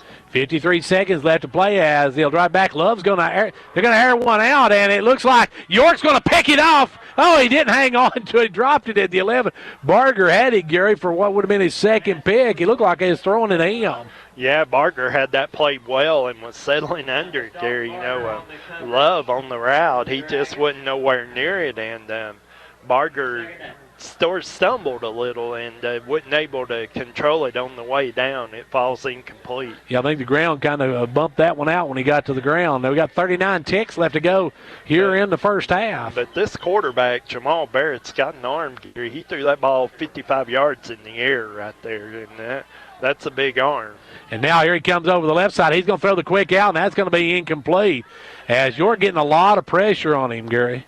Yeah, they got some pressure, kind of shoveled him up in the pocket a little bit, as he's rolling out to the left, and the ball just misfired a little, and it's going to be 4th down. 34 seconds left to go. Third down. 3rd and 10 for the Lions as got 34 seconds left to go here in the first half. As we are in a tie ball game, it's 8-8. Winner of this one goes on to the playoffs. The loser, their postseason's called basketball season, folks. So the handoff goes to the big guy again. Cunningham trying to bounce outside. He's going to be hit, and he's going to be nowhere close to the first down. But he stays in bounds, Gary, and that may just do it. They may just let the clock run out here. They may. Good job by Connor Warden coming all the way across the field and make the tackle. Connor playing the right defensive end made the tackle over here on the left sideline.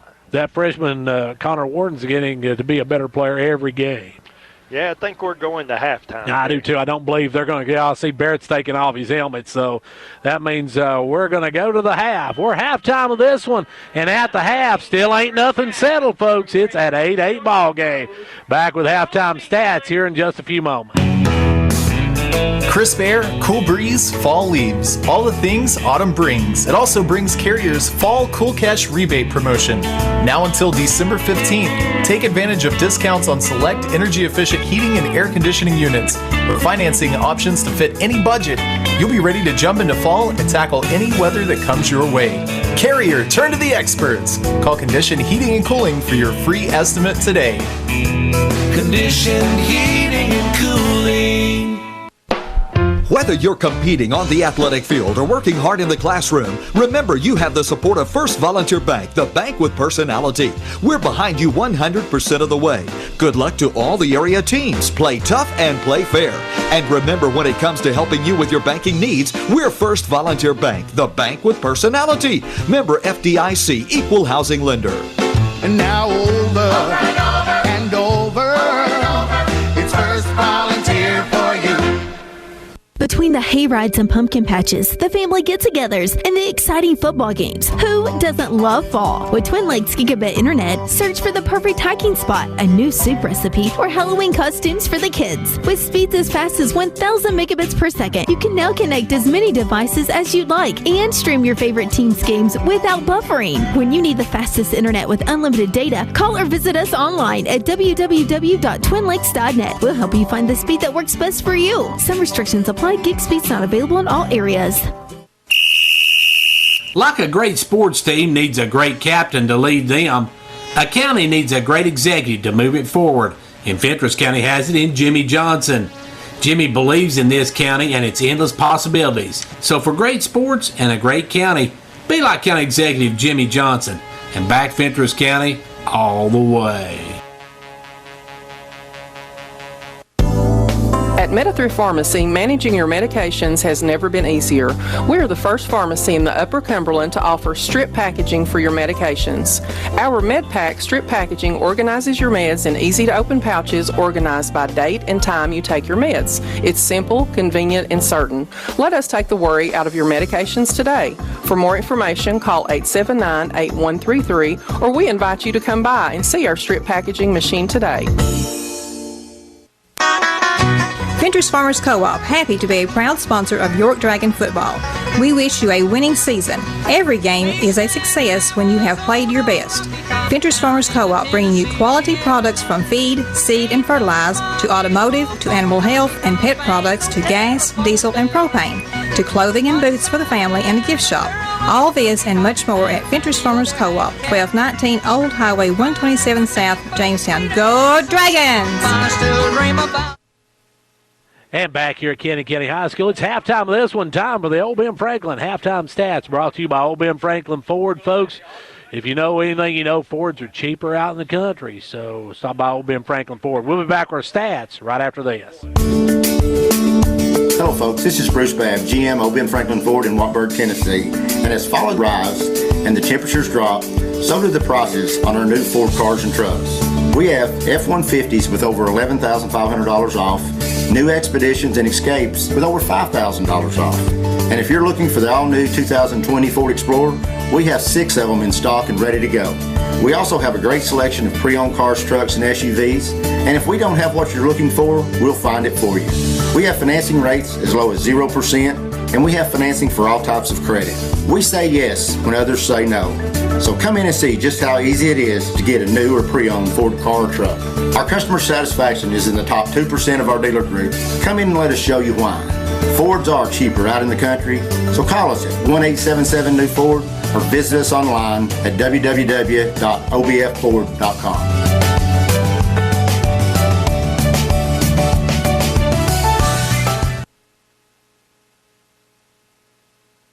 And right back here at Canyon County High School. It's time now for the Old Ben Franklin halftime stats. Gary, take a look at our stats. Well, the most important stat, Gary, it's 8-8 at halftime. York and Canyon County tied in the first half. York with 7 first downs, 25 carries, 93 yards, 2 of 6 out through the air for 22 yards and 1 interception.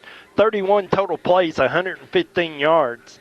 For Canyon County, there were 6 first downs in the first half, 15 carries, 47 yards, 2 of 7 through the air for 45 yards with 1 touchdown and 1 interception. 22 total plays, 92 total yards.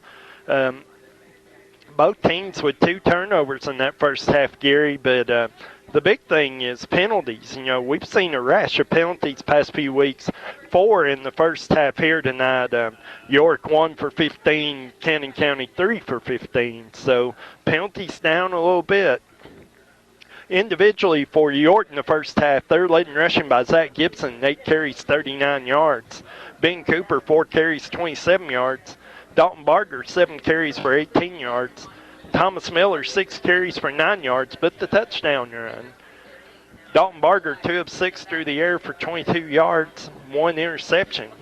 Johan West caught one of those for 22 yards, and Miller caught the other one for no gain. For Canyon County, they're led in the first half, rushing by Connor Tucker, 7 carries, 32 yards. Brady Cunningham, 6 carries for 12 yards.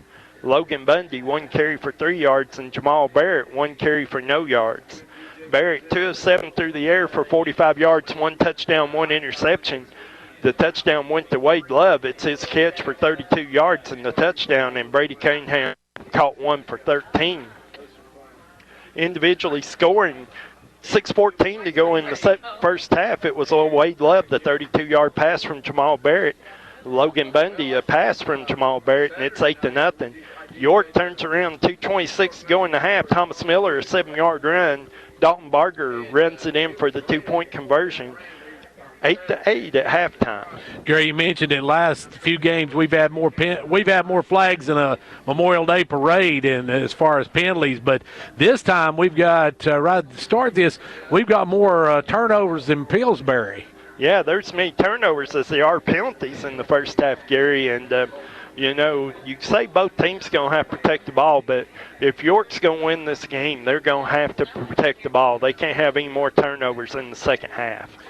Well, York will get the ball when we come back, folks. Thank you for joining us for our halftime stats brought to you by Old Ben Franklin Ford. We're going to take a timeout now, and we're going to be back in just a few moments for the start of the second half. Don't go anywhere. Hello, folks. This is Bruce Babb, GM, Old Ben Franklin Ford in Watburg, Tennessee. And as fall arrives and the temperatures drop, so do the prices on our new Ford cars and trucks. We have F-150s with over $11,500 off, new Expeditions and Escapes with over $5,000 off. And if you're looking for the all-new 2020 Ford Explorer, we have 6 of them in stock and ready to go. We also have a great selection of pre-owned cars, trucks, and SUVs. And if we don't have what you're looking for, we'll find it for you. We have financing rates as low as 0%, and we have financing for all types of credit. We say yes when others say no. So come in and see just how easy it is to get a new or pre-owned Ford car or truck. Our customer satisfaction is in the top 2% of our dealer group. Come in and let us show you why. Fords are cheaper out in the country, so call us at 1-877-NEW-FORD or visit us online at www.obfford.com.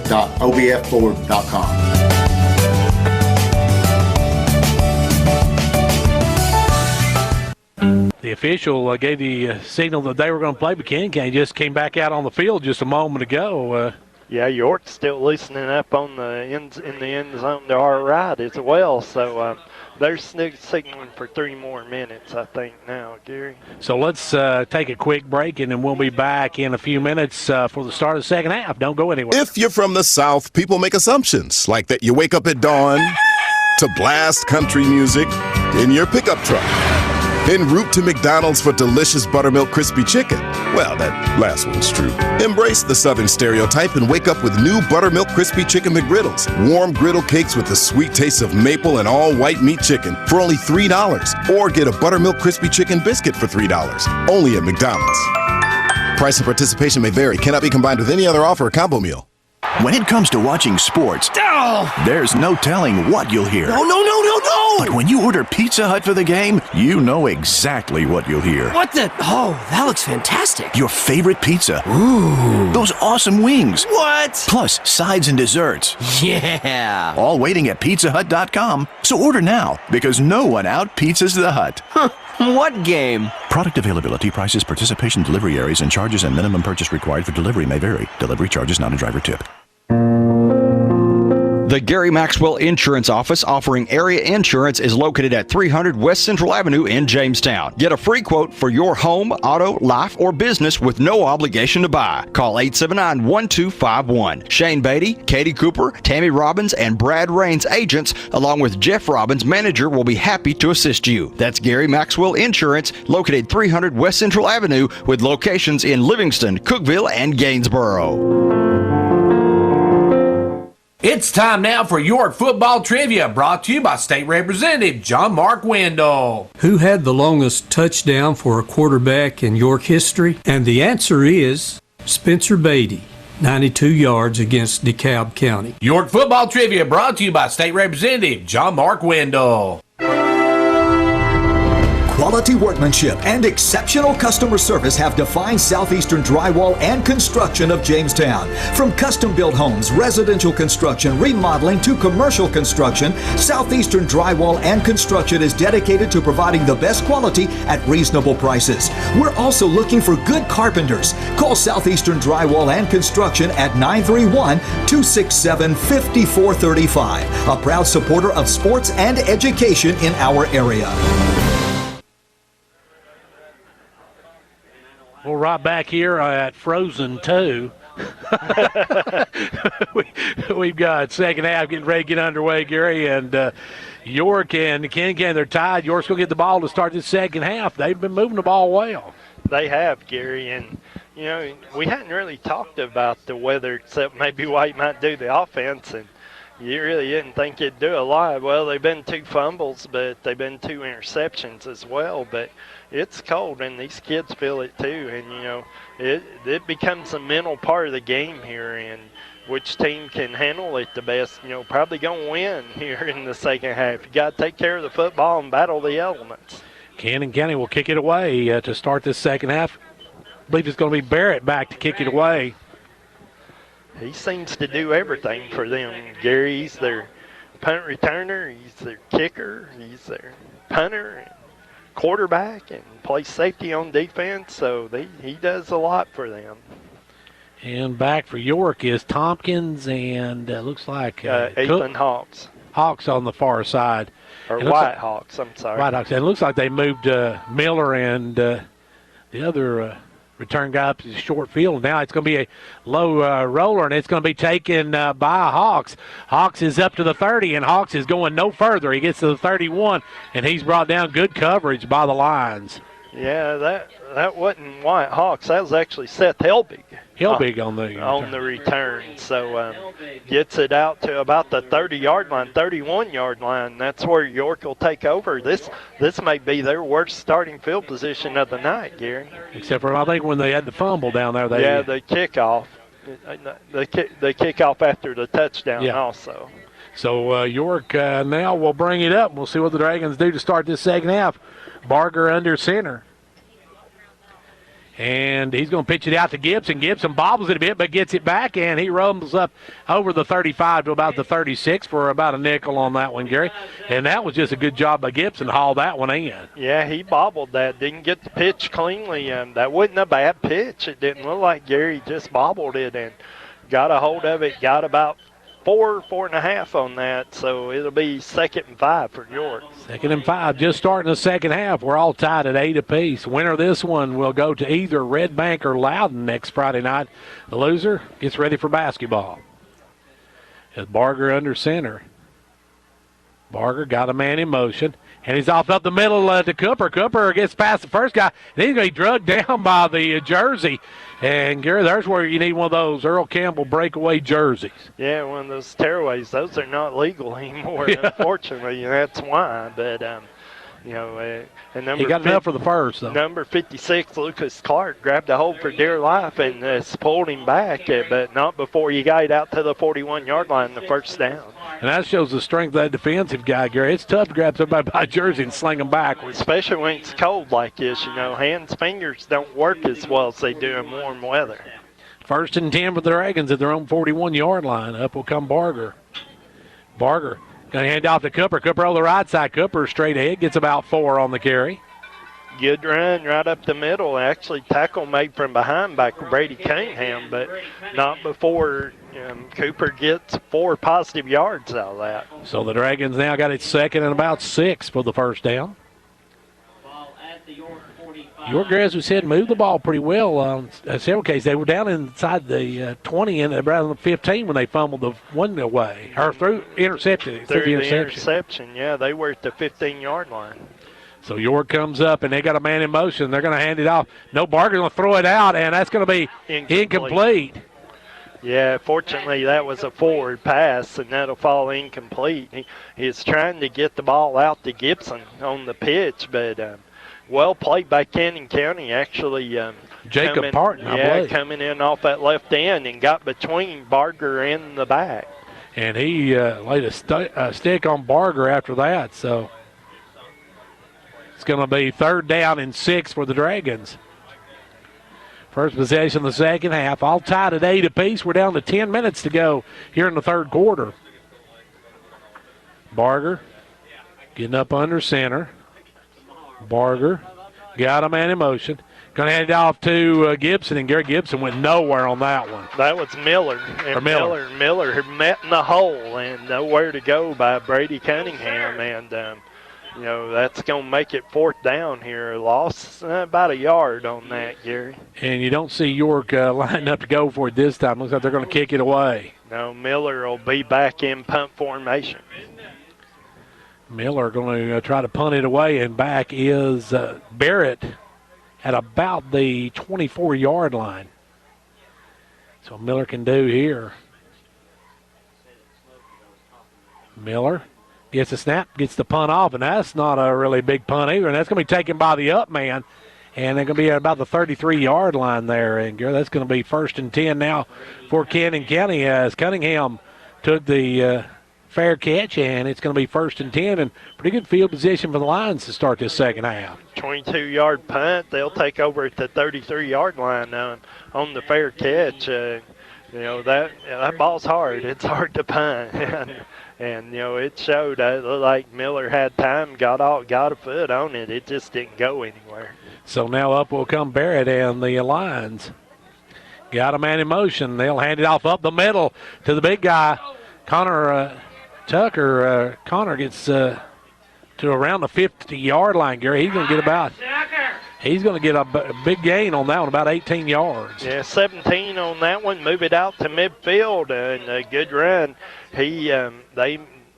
They got the trap, Gary, and he was able to get through the hole and bounce that out to the left side. They have not ran left much tonight. They've ran right almost exclusively. So run left that time, guy bounced out and got a big gain out of it. Well, the officials are talking about something over there. Was there a penalty on the end of it? I didn't see a flag anywhere. Yeah, there is a flag. I see it now about the 47-yard line. Okay, we'll see what the call's going to be. And York last time that didn't go bode well for them at the end of a play. This one's going personal foul the other way, so that's going to back that thing up, and it'll be way back now for the Lions. Back them up all the way to about the 35-yard line.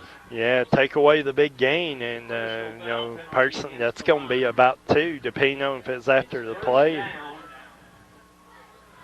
So it'll be 1st and 10 for the Lions at the 35-yard line. No, it must have been during the play. They backed it up 15, Gary, and it's going to be 1st. No, they're moving it now. It'll be 1st down. Yeah, they're just a little slow moving it. I thought it should be 1st and 10 from the 35, and that's why it'll be. That's a big break for the Dragons, as that was a good run there by Tucker. Yeah, so the 15-yard penalty after the play moves it back to the 35-yard line, 1st and 10. And now Barrett will step under center. Barrett got a man in motion. They'll hand it off to the man in motion. That is Cunningham. He's trying to bounce outside, and he's going to be met at about the 43-yard line by Barger. Gary Barger may not be the biggest dog in the fight, but he likes to hit. Yeah, White Hawks was able to string that out to the sideline, Gary, and Barger comes in, makes the tackle, gain of about 4. Well, actually, they moved that to the 38-yard line, gain of only 3 on that. So it's going to be 2nd and 7 for the Lions. But a good job by the York defensive backfield to get that string out to the sideline where Barger could make the tackle. And now under center, they got a man in motion. They're going to hand off up the middle, and that's going nowhere. York read that one all the way, maybe lost a yard on that one as Tucker was tucked away that time. Yeah, and that was a good interior defense by York. And you had a couple of younger guys in there. You had Austin Cooper, Caden Buck in there, the first 2 guys there. So now it's going to be 3rd and long for the Lions. Here, this is the difference on that penalty as well. That's you don't make this 3rd down here. Might be a decision between punting and actually going for it. Now rolling out is the quarterback. He's got some room. He's going to throw it out. Got a man wide open to the 50. That's Cunningham. Cunningham Stibart dropped the football and falls back onto the 43-yard line. So very fortuitous for the Lions on that one, Gary, because he almost come away with a big fumble there. Yeah, and he would broke in open into the middle of the field, and York didn't have a chance to get him wrapped up there, but it was Evan Tompkins or it was him or Austin Cooper, maybe Caden Buck in there, got a hand on the football just enough to knock it loose, Gary, but Cunningham able to fall on it. 1st and 10 Lions now at the York 43-yard line. Got a man in motion in Love. They're going to hand off up the middle again. There's some big room for Connor Tucker as Tucker rumbles all the way down to the 22-yard line. Just some good hard running by the big guy, Gary. Yeah, they hit the quick fullback hitter there just through the A-gap on the right side, right over the center, and nobody there once he got past the line of scrimmage, Gary, and he was able to carry that all the way down to the 24-yard line. 1st and 10 now for the Lions at the 24 of York. Back in the goes the Lions. They're going to hand it off up the middle again. This time it's going to be wrapped up right there as he's going to be stopped right about the line of scrimmage. Maybe got a half yard. Now got a flag afterwards, and I'm just going to say, Gary, this is one of those situations where York has got that call this season after the ball was down. Yeah, so that was after the play, obviously. So we'll see. We'll see what the call is here, and it's a big call because, if this goes against York, this moves it down to about the 12-yard line. And we see Cooper going over the sideline. It's going to be a penalty, and now he's writing down a number, Gary. That means somebody's going to be done for the night.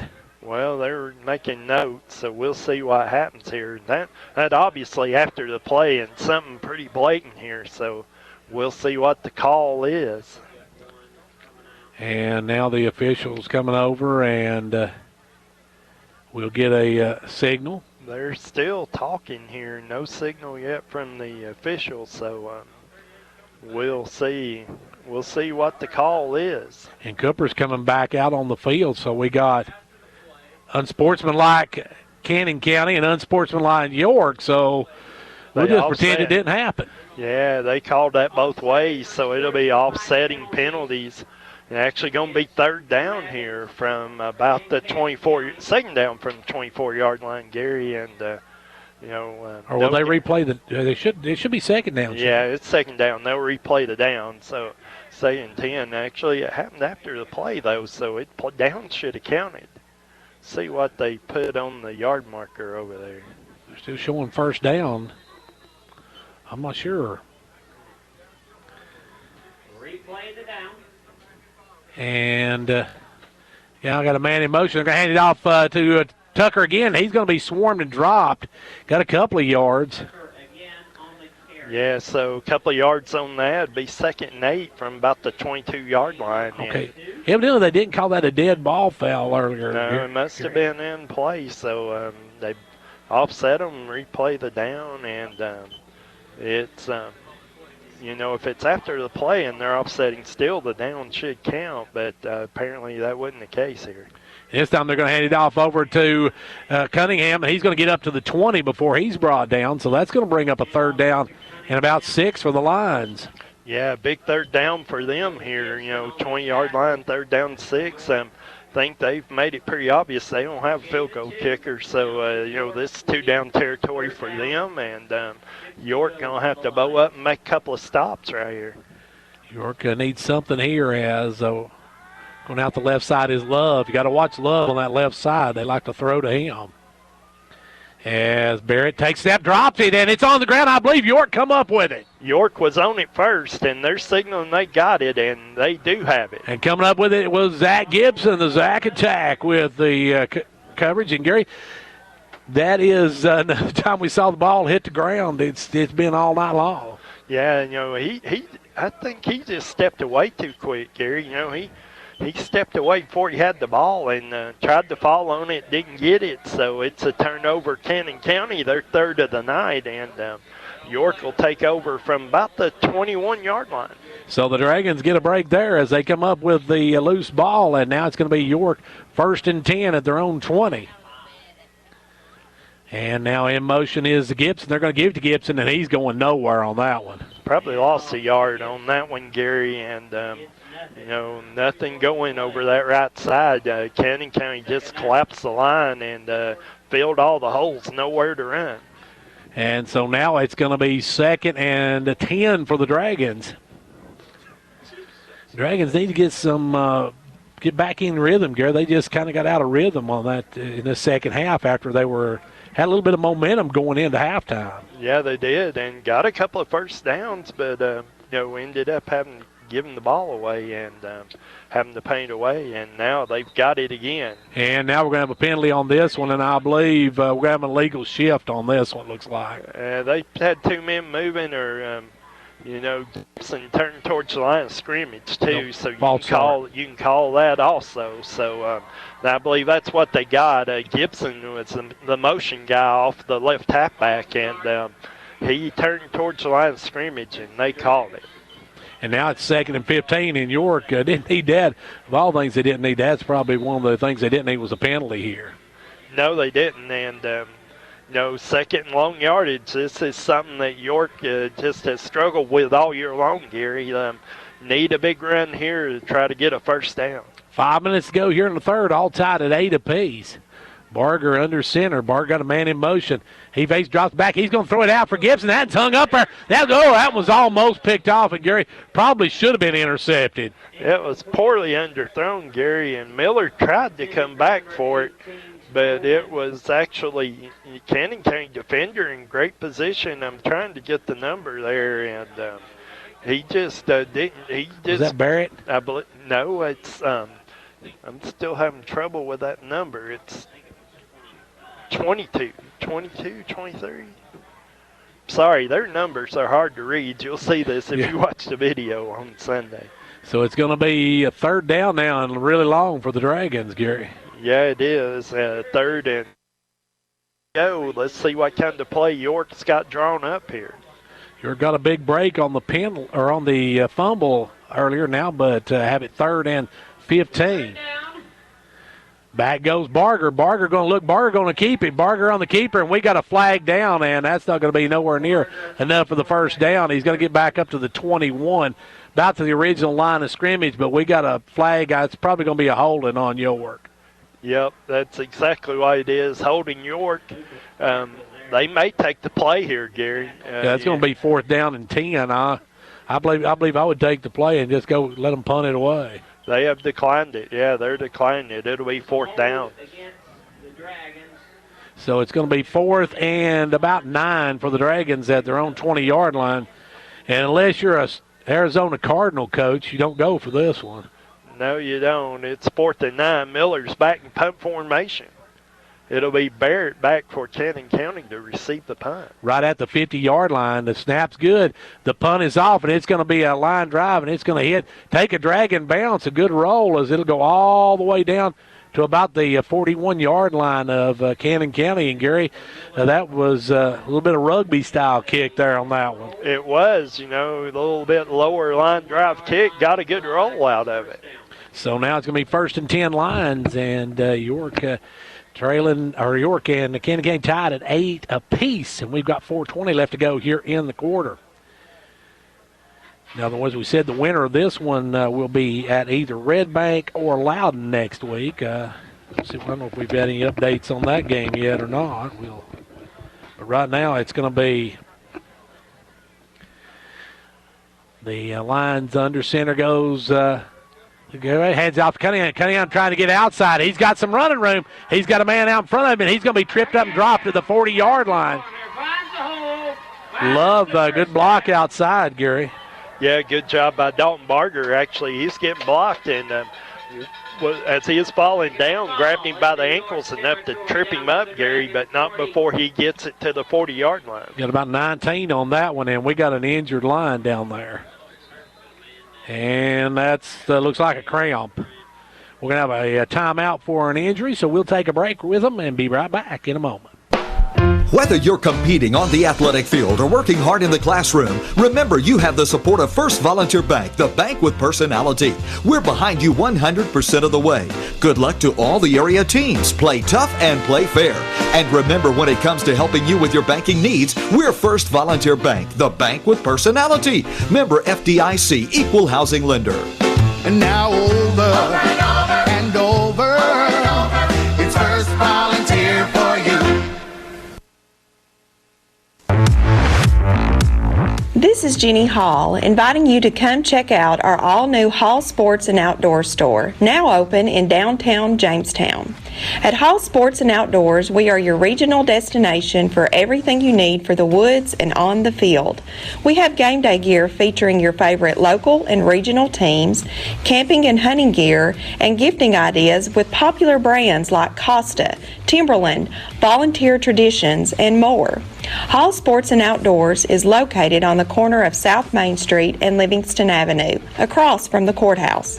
Stop by and see what everyone is cheering about at Hall Sports and Outdoors. And Gary, it was Connor Tucker down. He's, he looks like a cramp, and when you get a cramp in this weather, it's going to be extremely painful. Yeah, he's struggling with that, Gary. Having a hard time putting weight on that, getting off the field. They'll have to get over here and try to work that out for him. So now it's going to be 1st and 10 for the Lions at the York 40-yard line. York needs another stop here. They got a new fullback in. I'm not sure. I didn't get the number on that one, but they've got a man in motion. They'll give the new fullback. That's number 4, and he gets about 2 yards before he is drilled there by Cooper. Yeah, Logan Bundy on the carry, tackled by Ben Cooper, a gain of about 2. York got a bow up here and make another stop, Gary. So now the Dragons have it, or the Lions have it, 2nd and 8. We have got 3:30 left to go in the third quarter, and the Dragons on top, or Dragons and the Lions tied at 8 apiece. Barrett got a man in motion. They're going to hand it off to Cunningham. He's going to be hit right there. And it's time again, and I think York come up with it. York another fumble, a recovery, and that one's going to be Gibson.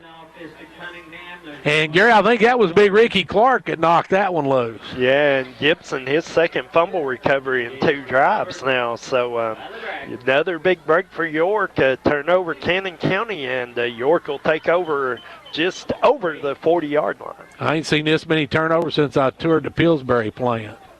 As right now it's going to be 1st and 10 for the Dragons as they come up at the 41-yard line.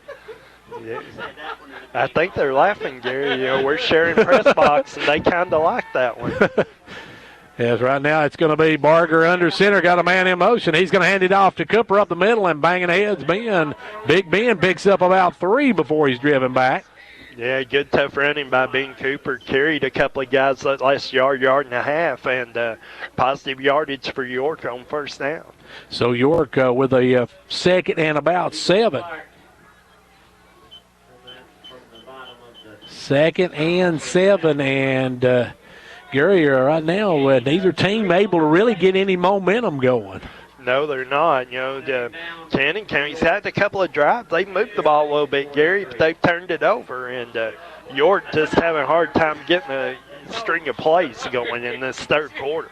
Barger under center takes the snap, hands it off to Gibson. Right side, Gibson's going to lose yardage. As Gary, that time Cannon County was in the backfield. They was waiting on it. Yeah, loss of 1. It's going to be 3rd down and 9.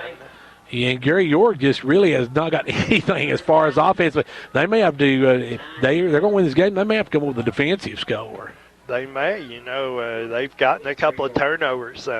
You know, you go back and look at that first half, 25 carries, 93 yards, not hardly 4 yards a carry. And they hadn't done that here in the third quarter. So up will come Barger. Barger with a Cooper in the backfield. Got a man in motion. Takes on the reverse, and here comes Miller. Miller's up to the 50. Miller's up to the 40. Miller's going to have a flag now at the 40-yard line, and York's going to get called for a block in the back, and I believe that was West that got the block in the back, Gary. Yeah, he bought in the back, hold him, whatever you want to call it. Yeah, they threw the flag at him. It was a great play and a good run by Miller. He had the corner, had a big gain, and going to be called back. And that holding, Gary, will they call it from where the spot of the foul?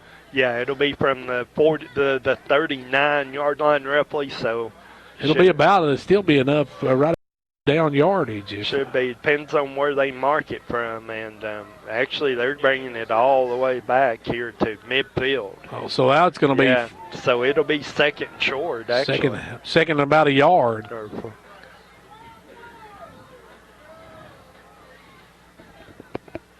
No, it's going to be third down. 3rd and 1 here for the Dragons. This is a big play here. Yeah, 3rd and 1. You got 2 plays to get this yard. Keep the drive going, Gary. So 3rd and 1 for the Lions right at the midfield stripe, or for the Dragons at the midfield stripe, I should say. Barger coming in with the play. And, Gary, that is what has hurt York the last couple of games, is those penalties on big plays. Yeah, that was a big run, got called back. You know, York would have had inside the 35-yard line. Instead, midfield, 3rd down 1, a big 3rd down here. And now the snap they're going to give to Cooper, and Cooper straight ahead. He's going to get the first down. He gets up to about the 48-yard line, so the drive stays alive, and the Dragons keep moving it. Yeah, and that's hard running by Ben Cooper just over the center's back there off the guard and got a couple of yards on the first down. So 1st and 10 for the Dragons at the 47 of the Lions. York with the 126 mark of the third quarter. A score here would be big if they can keep marching this ball down the field. Barger under center, got a man in motion, goes, this time Barger going to keep it himself, and he gets up over the 45 to about the 44. Good hard run by Barger. Faked the handoff to Cooper going on the fullback hitter. Instead, turned it over to the left side and got about 4 yards, 3.5, 4 yards out of that. Going to make it 2nd and 6.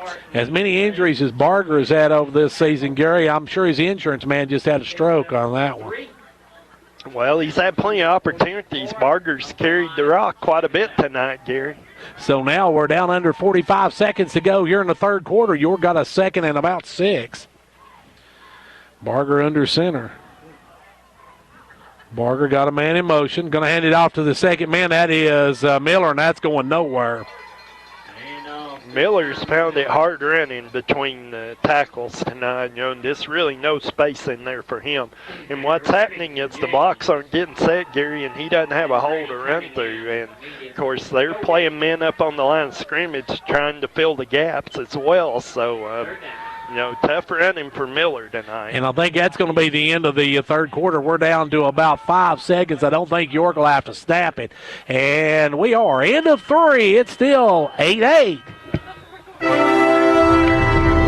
Quality workmanship and exceptional customer service have defined Southeastern Drywall and Construction of Jamestown. From custom-built homes, residential construction, remodeling to commercial construction, Southeastern Drywall and Construction is dedicated to providing the best quality at reasonable prices.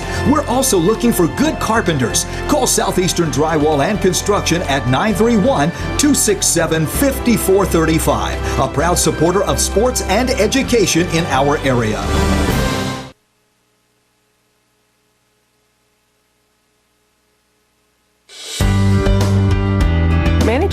medications has never been easier. With MetaThrift Pharmacy's MedPack, your medications come organized by date and time, securely sealed in individual, easy open packages. So when it's time to take your next dose, you just tear the package off the roll and your pills are there. That's all there is to it. No bottles, no bother. For more information, call us at 879-8133.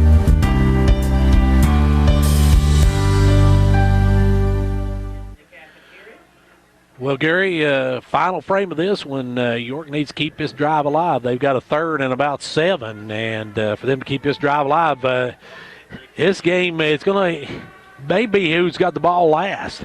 Well, I think it's going to be who scores, whether it's Cannon County or York. And, if somebody scores, really going to put a lot of pressure on the other team, Gary.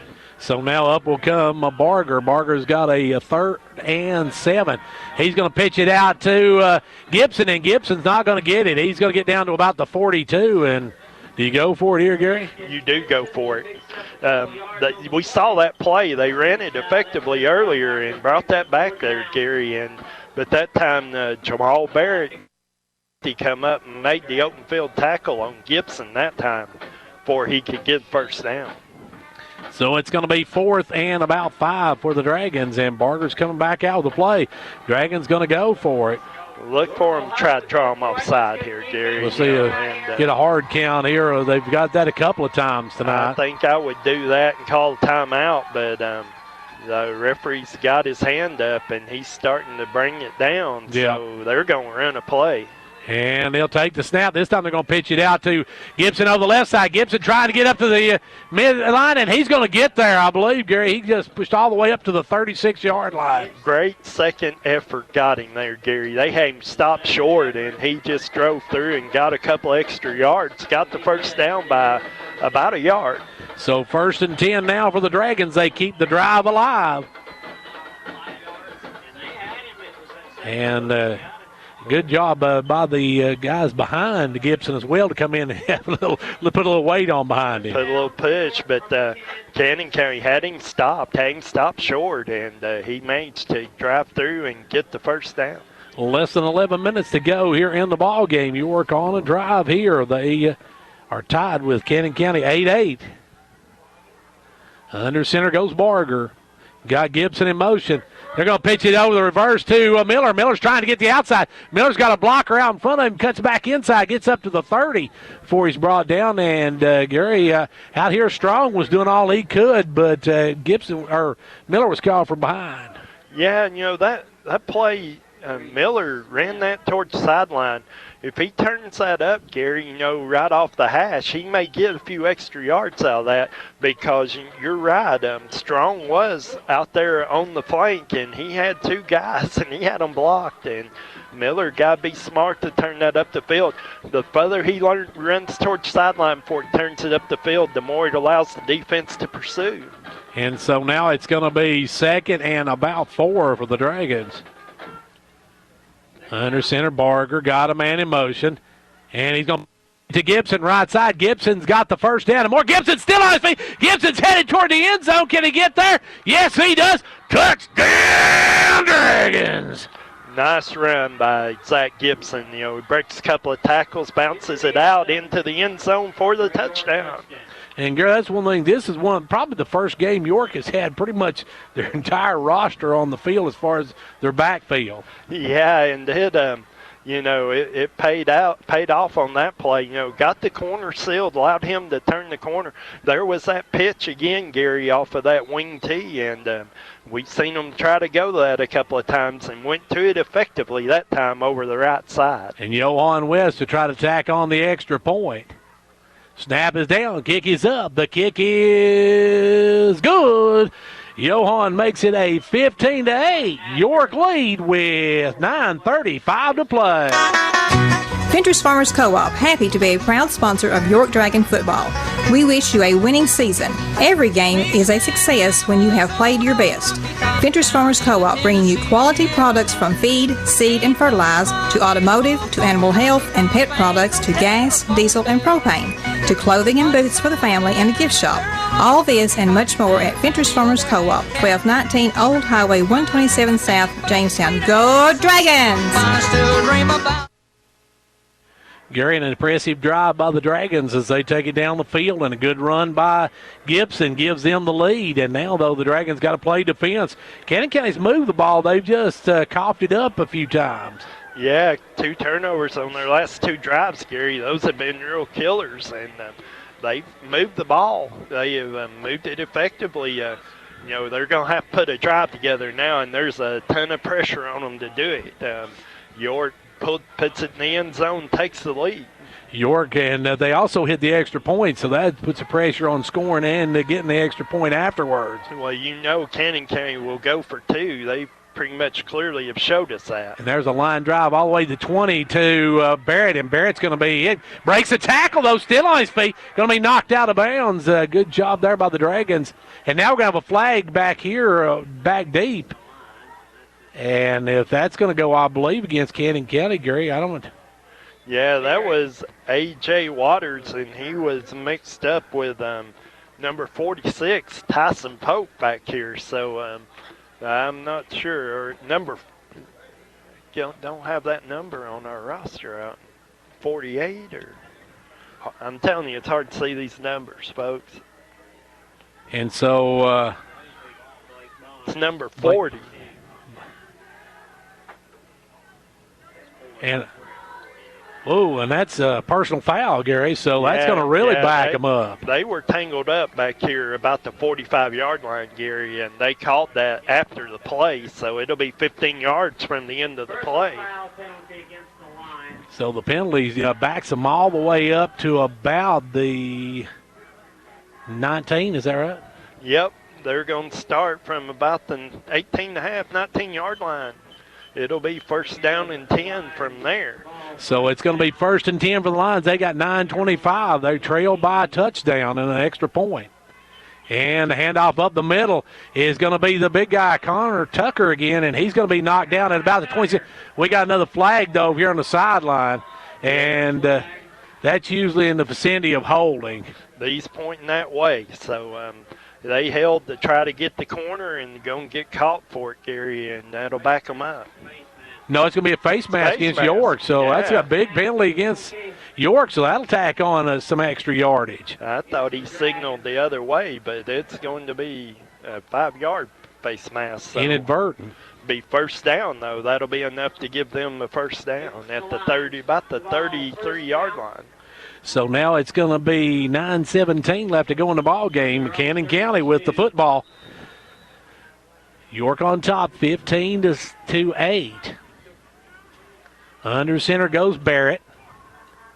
York looking jump, and now we're going to have. Did they get York in the neutral zone or? Ricky Clark jumped into the neutral zone, and he tried to hold it there until the ball was snapped. But I think. We'll see what's going to happen here. The official from the far side called it, blew the play dead, so I didn't really see contact. No false start. Yeah, so it's going to be false start instead of defensive offsides. And so evidently Clark just jumped enough to make the offensive lineman move. Yeah, I mean, he held in the neutral zone. If you're an offensive lineman, you got to fire off on that and hit him, get that 5 yards. And they didn't do that, and they ended up getting called for the penalty. So 4 penalties called in the first half, and we've had more than that in the last 2 seconds in this one. Well, the flags have been flying in the second half. So now Barrett got a man in motion. He's going to hand it off to the back, and he's going to be racked up right there. Going to not get much at all, Gary. That, I believe, was Cunningham. Yeah, Cunningham on the carry, and a couple of guys grabbed a hold of him, held on enough to bring him down. Second and about 15. They actually lost a little bit of yardage on that one. It looks like about 2nd and 16 now. Officially, they're saying 2nd and 15 from the 27-yard line. And we're down to under 8 minutes by the time this play's run. As Barrett comes up.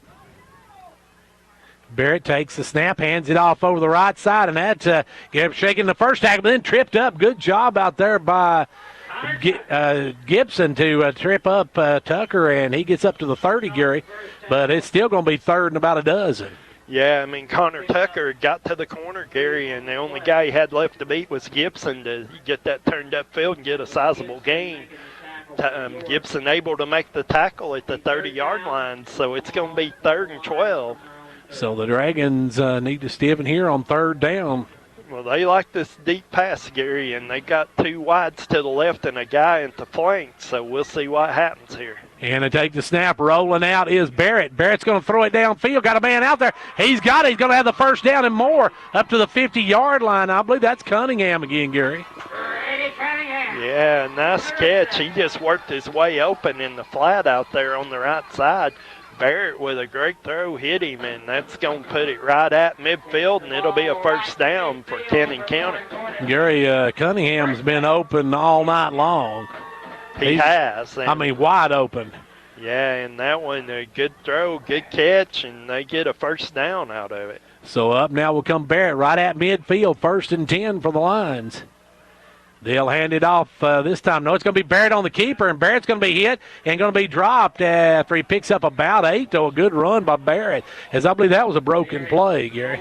Well, I think he had an option, and he decided to keep it at the last second, Gary, and turned it upfield, got about 8 yards out of it. 7 minutes left to play in this one, folks, and the Lions moving the football. Dragons got to stiffen up here, Gary. They punch it in. It's going to be tough for the Dragons to move it back down the field. Yeah, it's going to come down to a 2-point conversion more than likely. They get in here. So York needs to hold them out, though. And now Cannon County in motion. It'll be Barrett on the keeper again. Barrett's hit, and he's going to reach out, and he gets up to the 40. That's going to be real close to a first down. I believe they'll give him the first down. The far official's marking it short. Yeah. So yeah, it's going to be 3rd down and about half a yard. The far official marked it down where he originally went down, not where he reached the ball to. But it's going to be 3rd and short, and I would imagine you're going to get a big heap of Connor Tucker right here. Well, or Cunningham. Cunningham's a big boy, and they give him a quick hitter into the line. See what he does. He's the actual, I believe he's the fullback here. Actually, it is Tucker. It's the fullback. And the snap, they're going to give it to Tucker, and he's going to get the first down. That's about it, though. He gets up to the 39-yard line. Good job by Gibson to bring him down. Yeah, Gibson, Johan West closing quick, but not enough to keep him from getting the first down. So first down at the 39. 5:45 left to go in the ball game. Barrett will come back up. York with a 15-8 lead in this one. Look for York to rush some gaps here, try to get a couple of negative plays. They'll roll it out. Barrett on the keeper. Barrett trying to get to outside. Barrett's going to be hit and driven out of bounds back beyond the 40, so it's going to be a loss of a couple. 41-yard line. That'll be a loss of 2. It'll be 2nd down 12, and a good play by the York defense. In particular, Austin Cooper got him strung out to the sideline. As now it's going to be 2nd and about 11. 5:19 left to go here in the ball game. Cannon County's Barrett gets the snap. He's rolling. He's looking. He'll dump it off inside, and that's going to be incomplete. And Gary, that time, now we're going to get a late flag. I'm not sure. This is going against Cannon County, and Ben Cooper tackled him, didn't know he didn't catch the ball, and the Cannon County receiver, when he jumped up, shoved him, and he's going to get called for that shove. And the officials talking it over now, and there's going to be a big penalty against Cannon County if this does indeed go against them. Personal foul, Cannon County. That's going to be a big backup. That's going to send them back 15 more yards, Gary, and that's going to make it 2nd and about McMinnville to get the first down. That's going to make it 2nd and about 27, Gary. It moves it all the way back to the 44-yard line of Cannon County. They have to get to the 29 of York to get a first down, so 27 yards, 2nd 27, and York got to hold them here. They have completed a couple of long passes tonight. Got to be cognizant of where Cunningham is. Cunningham's been so open on those long pass plays, Gary, you thought York owed him money. They were so far away from him. Yeah, and you could say that this is the ball game right here. You hold them right here in this long yardage situation. You got to feel good about it. If they can convert this, you got to feel good about what they're doing right now too. 4:40 left to go in the ball game as rolling out Barrett. Barrett's looking for somebody. Now he's going to throw one out. He's lofted that one up, and that's going to be way out of play. And York just doesn't need to get a late hit. They got hit Barrett just as he let the ball go, and that's going to be incomplete. And that's 4th down. If you're Cannon County, you punt it away, Gary, considering you've got 4.5 minutes left to play. Well, you got to play defense. You got 27 yards. And, it looks like they're lining up in punt formation here, and they have held York at times tonight. They're going to have to come up with a defensive stand here, though, and 27 yards is a lot to get, Gary, on 4th down. That's true. And, you about have to kick this and play defense. And now York's actually coming up thinking this might be a fake as they'll punt it away, and that's another high punt, but it's going to be a short one, and it's going to take a roll to the sideline, and York will have it 1st and 10 at their own 28-yard line, and then a penalty afterwards. Yes, two of them. Some emotions are running high here, Gary, and got to get some cooler heads to prevail on both sides here. We seen some of this in the Cannon County game last year up at York, and we saw it both ways. We'll see how this one goes. And we've had more flags this second half than a Labor Day or a Memorial Day parade even. We had a lot of flags thrown here tonight. Yeah, they've been a bunch of them. To been 4 in the first half. Personal foul, Cannon County. Personal foul, York. So will they kick it over, or will they give York the ball where it's at? I think they'll give York the ball where it is, and it will be 1st and 10 York from about the 28-yard line. And, Gary, we've got 4:25 left to go. Cannon County's still got 3 timeouts, but York needs a couple of first downs here. Couple of first downs, and that's about going to put it away, Gary. York's had a hard time getting some tough yards tonight between the tackles. They've done better running the ball wide outside the tackles, and you kind of have to run it between the tackles to bunch the lineup, though, and look for a fullback hitter here to Cooper on 1st down just to see if they can get 4 or 5 yards. So up will come Barger. 1st and 10 at the 28, got a man in motion. And you called it, Gary. They give it to Cooper, and he gets up over the 30.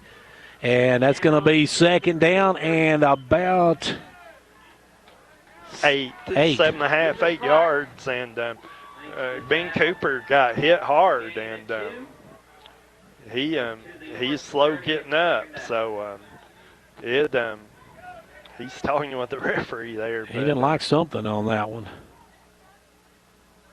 But anyhow, it's 2nd and about 7. Well, it's going to be 2nd and 8. They actually moved this back to the 30-yard line. So it's going to be 2nd and 8 for the Dragons. York needs a first down here, a couple of them. Clock keeps ticking, and they'll hand it off up the middle to Cooper. No, it's going to be Barger on the keeper, and Barger's wrestled down right at the line of scrimmage. So Barger didn't get anything on that one, Gary. No, they had that played well, Gary. They had pitch man, they had the fullback, and they had Gibson coming around off of the wing. They had him covered too. 3rd down and 9, and Cannon kind of letting the clock tick, Gary. They're saving those 3 timeouts, so we'll see what York does here. Big 3rd down. You try for to the throw Dragons. the ball here. No, you try to run it, and you think about what's worked well for you tonight, and it's something outside the tackle. You got Gibson lined up over here on the left side, on the right side, and they're going to run him left. And he breaks a tackle, and still if he pulls his way all the way up to about the 37, Gary, but he's going to be well short of the first down. Now they're going to mark him about the 33-yard line, and Cannon County going to take a timeout here. So Cannon County will take a timeout. 4th down for the Dragons, and we've got 2:44 to play. We'll be back after this. Twin Lakes is building a fiber broadband network that gives you the connection you need to experience the gig difference. You deserve to stream without buffering, stay connected, or run a business with speed and reliability. With Twin Lakes fiber broadband, you'll have access to speeds up to 1 gig. That's 1,000 megabits per second. With fiber, you'll also have reliable reliable voice solutions, robust TV services, and security and smart control systems for your home or business. Work fast, play hard with fiber from Twin Lakes. Learn more by visiting us online at www.twinlakes.net. Some restrictions apply. Speeds not available in all areas. Well, Gary, the Dragons got a 4th down here and about 6. As we see going back is Miller to punt it, and York needs a good punt here. You'd like to have a really good punt here. We saw the rugby style kick the last time, got about 25 yards out of that, and you want every yard you can get right now, and the low line drive kick that they couldn't catch and return might be just what York ordered right now. Yeah, York probably need a good directional kick toward the sidelines now. Yeah, and they've got Barrett back to receive this punt, and he does a lot of things for them. So I don't know that you want to put the ball in his hands with a chance to return it right here. York's got to block the rush as well. Snap back, and what do we got here? We got a false start by York. That's not good. That's going to back you up 5 yards, make it even farther back, and now he's going to be punting from about, Gary, the 20 or about the 18-yard line. Yeah, by the time he takes a couple steps and gets that off, he'll be somewhere between the 18 and 20-yard line. And that moves Barrett up to midfield to try to catch his punt. 2:43 left to go, and the snap, good one, and the punt is going to be shanked, and that's not a great one at all. Barrett's going to pick it up on the run, and Barrett's going to be hit and dropped to the 30-yard line, and Gary, that is probably about as bad exchange as we could have got on that one. Yeah, and that, not for the penalty, that's a negative yardage, net, and Barrett saw that, come up and fielded the ball. York didn't get on it and got about 10 yards on that return. Actually, Cannon County's coaches was waving for everybody to get away from it, and Barrett come up, took it on the big hop. Yeah, so they've got it at the 30 here, and York going to have to hold them out. York, they're going to hand it off up the middle to Tucker. Tucker's hit, gets away from one, still on his feet. Going to be pushed out of bounds at about the 21-yard line. They're going to mark him at the 20, Gary, so that'll be enough probably for a first down. And that'll be they're going to call it just short of the first down marker, so it'll be second short. Second and about maybe a couple of inches to get to the first down mark. No, he's signaling first down now. So first and 10 for the Lions.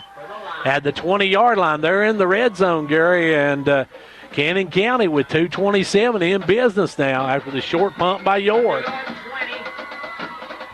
Barrett, man in motion, hands off. No, he's going to keep it himself. Barrett's going to cut back inside. He's dropped down at the 5-yard line. Barrett just stopped at the 5-yard line. It's going to be first and goal now for the Lions. 2:20 to go. And I think York wants to talk about it. Timeout by the Dragons with 2:20 left to go. It's a 15-8. York lead. Crisp air, cool breeze, fall leaves. All the things autumn brings. It also brings Carrier's Fall Cool Cash Rebate Promotion. Now until December 15th. Take advantage of discounts on select energy-efficient heating and air conditioning units. With financing options to fit any budget, you'll be ready to jump into fall and tackle any weather that comes your way. Carrier, turn to the experts. Call Condition Heating and Cooling for your free estimate today. Condition Heating and Cooling. Well, Gary, now the Dragons see Cannon County. They've got it, and Loudon ends Red Bank. So Loudon going to be hosting whoever wins this ball game. Loudon with a 24-7 win over Red Bank, and that was at Red Bank. That's a big win for Loudon. Yeah, they were behind at halftime, Gary. So a big second half for them, and the win, like you said, the winner of this one goes there next week. Well, it's 15-8. The Lions come up with an opportunity here to take the lead if they can score and get the 2-point conversion. Barrett under center. And now they're going to hand it off to Connor, and Connor going to push his way into the end zone for a. Did he get they there? called him short. Short of the goal line. Called him short, just short of the goal line. And it's going to be 2nd and goal for the Lions. Time running, though. For 2 minutes. You know, if you're York, do you call timeout and try to save you some time on this one, Gary?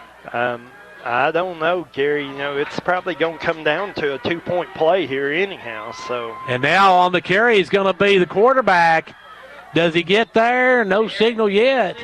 No signal. There's Nick signaling short touchdown. Touchdown Lions. So it's a 15-14 ball game, and now the extra point's going to be huge here. Yeah, so they lined up to go for 2 the first time, Gary. I expect they'll do that again here. They go for the 2-point conversion in the lead. If they can convert on that, York will only have 100 seconds to get down the field, so it's going to be interesting to see here. And are they? Yeah, you know, they practice this all week long, Gary. They've got 2 or 3 plays here, and they practice them a lot. So, you know, it's something that they're going to be real familiar with. They're going to run here, and York got to try to keep them out of the end zone. Well, here we go. Barrett comes up under center.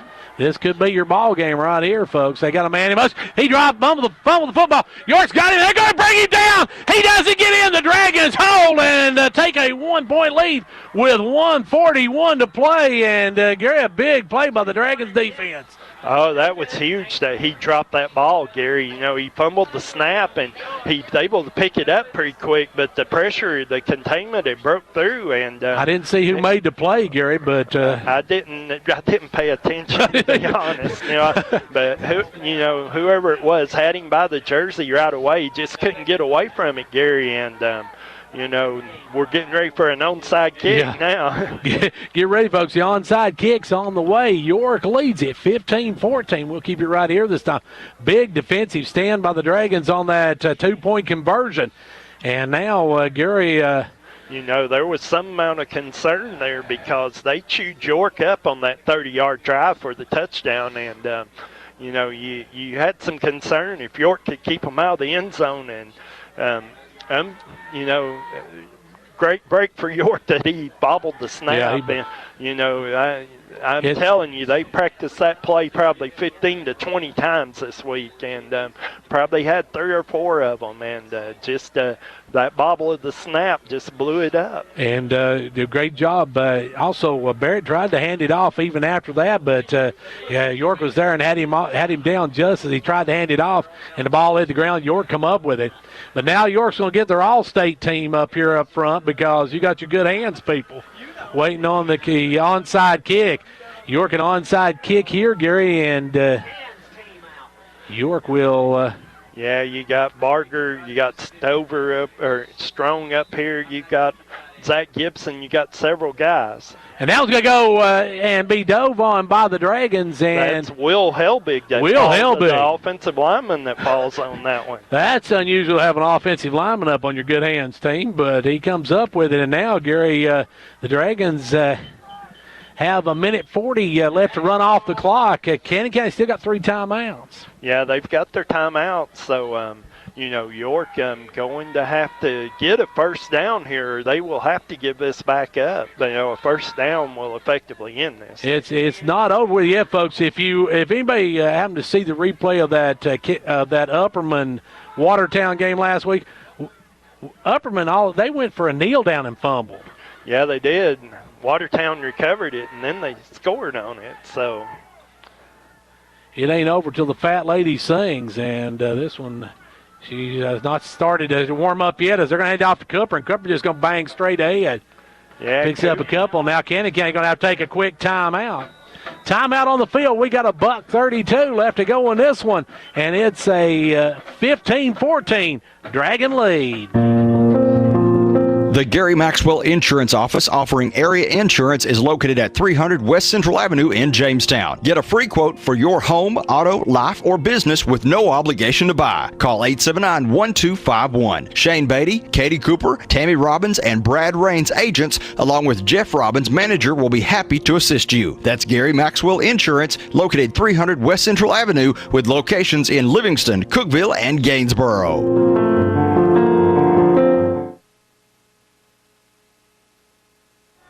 Well, Gary, we got 1:32 left to go here in the game. York's got to hang on to the football here, and if they could get a first down, this ball game would be pretty much over. They would. You know, you got to get a first down to end this, and got 8 yards to get it, Gary. You know, 2nd down and 8. Can go and use their timeouts, you know, until they got do 2 more. Yeah, got 2 more here. So, you know, they actually only have 1 timeout left, Gary. 1 timeout left. Yeah, they used one earlier in the 3rd quarter, I believe. Right. I think you're right. I believe you're right. So they've got 1 more timeout. So York needs to get a first down here, and more still got to get a first down, or you'll have to give it up with less than a minute to go. I'm not sure how much less, but you got to hang on to the football here as Barger under center. Got a man in motion. Going to hand it off to Gibson. Gibson right side, going to bang ahead to the 43-yard line. And Cannon County will probably take the timeout here. We'll see here. They do take the timeout. Timeout on the field. We got 1:27 to go. Not a lot of time run off the clock. And it's a 15-14 Dragon lead. When it comes to watching sports, there's no telling what you'll hear. No. But when you order Pizza Hut for the game, you know exactly what you'll hear. What the? Oh, that looks fantastic. Your favorite pizza. Ooh. Those awesome wings. What? Plus sides and desserts. Yeah. All waiting at pizzahut.com. So order now, because no one out-pizzas the Hut. Huh. What game? Product availability, prices, participation, delivery areas, and charges and minimum purchase required for delivery may vary. Delivery charges not a driver tip. Well, Gary, it's a 3rd down here for York. They need 4 yards. If they pick up the 4, they should be able to run the clock out. If they don't, they're going to give the ball back to Cannon County, probably with a little less than a minute left to go in the ball game.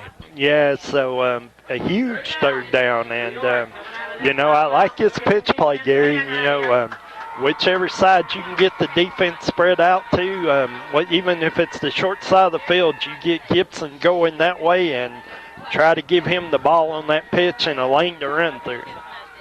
Either that or the Barger keeper on it. As now Cannon almost jumped off sides, and they're going to hand out. Going to be Barger on the pitch to Gibson. Gibson gets outside. Gibson's going to keep going, and he's going to be pushed out of bounds. It depends on where they mark it at. It's going to be 4. It's going to be really short. They're signaling 4th down, and I believe I'm going for this. I believe so, too. Yeah. Because if you punt the ball, you're risking a chance of maybe a block punt, and if you can get a yard. I'd run this down, call timeout, and then try to come to some kind of fullback hitter. Well, I guess Gibson, though, stepped out of bounds, so we're going to have a timeout call by York. Gibson went out of bounds, so 1:21 to play. It's a 4th down coming up for York, leading by 1. If you're from the South, people make assumptions like that you wake up at dawn to blast country music in your pickup truck. En route to McDonald's for delicious buttermilk crispy chicken. Well, that last one's true. Embrace the Southern stereotype and wake up with new buttermilk crispy chicken McGriddles. Warm griddle cakes with the sweet taste of maple and all white meat chicken for only $3. Or get a buttermilk crispy chicken biscuit for $3. Only at McDonald's. Price and participation may vary. Cannot be combined with any other offer or combo meal.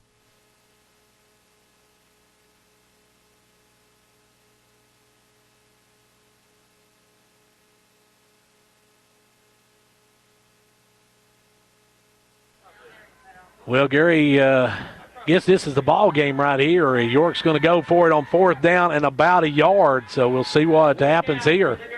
Yeah, you know, it's 4th, and I'm going to say it's about 1.5 yards, Gary, and York coming out, it's, you know, he's going to have Gibson on one flank. He's got Miller on the other one, and Cooper's the fullback. I'm looking for Cooper here.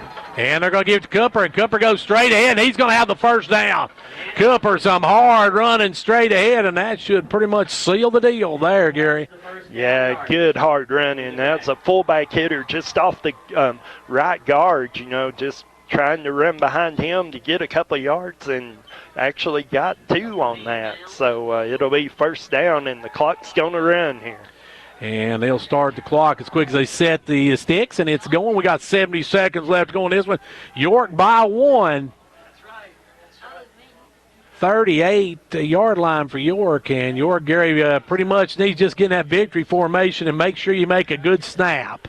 Yeah, they, and they're lined up in it, and going to take a knee a couple of times and get out of here. Barger steps back, takes the knee. That's going to be one of them. We'll have one more of those, and York will be headed to Loudon next Friday night. Yeah, tough challenge. Go over there to play the Redskins next Friday night. This is a hard-fought ball game tonight, Gary. Both teams, and we thought it would be a close one. It turned out to be every bit of it. Loudon, of course, the number 4 team in the state, beat the number 3 team in the state tonight. And now the other snap, and there it is, and that should just about does it, as Vern Gosden would say. Yes, we are going to see the Dragons come away with a 15-14 win. York takes the win here at Cannon County High School. Don't go away. We'll be back for the Progressive postgame show coming up in just a few minutes. Whether you're competing on the athletic field or working hard in the classroom, remember you have the support of First Volunteer Bank, the bank with personality. We're behind you 100% of the way. Good luck to all the area teams. Play tough and play fair. And remember, when it comes to helping you with your banking needs, we're First Volunteer Bank, the bank with personality. Member FDIC, equal housing lender. And now over and over, it's First Volunteer for you.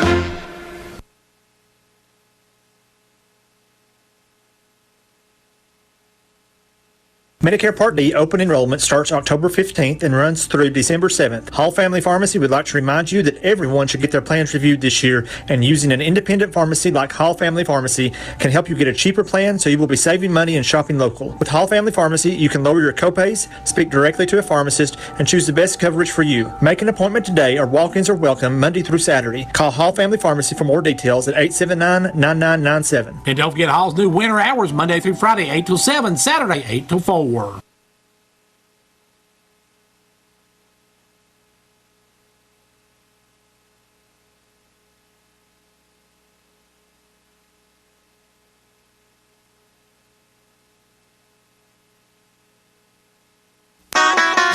Ventures Farmers Co-op, happy to be a proud sponsor of York Dragon football. We wish you a winning season. Every game is a success when you have played your best. Ventures Farmers Co-op, bringing you quality products from feed, seed, and fertilizer, to automotive, to animal health and pet products, to gas, diesel, and propane, to clothing and boots for the family and a gift shop. All this and much more at Ventures Farmers Co-op, 1219 Old Highway 127 South, Jamestown. Go Dragons! At Twin Lakes, they believe in innovation and moving our communities and schools forward with technology. They know the importance of community support, and that's why they're honored to sponsor community grants and scholarships, support the local elementary schools, build internship programs for graduating seniors, partner with the Foundation for Rural Service to provide youth tours to Washington, D.C., and much more. Twin Lakes is proud to live in and support our local community. For more information on Twin Lakes community programs, please visit www.twinlakes.net. And back here where York holds on, Gary, for a 15-14 win. It all came down to extra point, and that's the difference. Yeah, 2-point conversion, and they bobble the snap. York's able to get penetration and tackle them for a loss, keep them out, and difference in the game. And a huge play by the Dragons, and then to get a first down, be able to run the clock out, a good finish to the game, and York will be in the playoffs next week. And welcome to the Progressive Postgame Show. Stick around, folks. We'll be talking with Coach Derwin Wright. We'll take a look at our stats from tonight's game, plus we'll have even more coming up. We'll talk about the playoffs. All that's coming up right after this on the Progressive Postgame Show.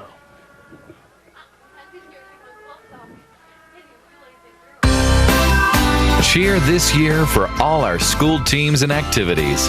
Get behind our local schools. Join the Parent Teachers Group and help improve the quality of education. Sponsor school activities. Go to a ball game, hear a concert, reach higher. Progressive Savings Bank, insured by FDIC. Everything we do, it's true. We do for you.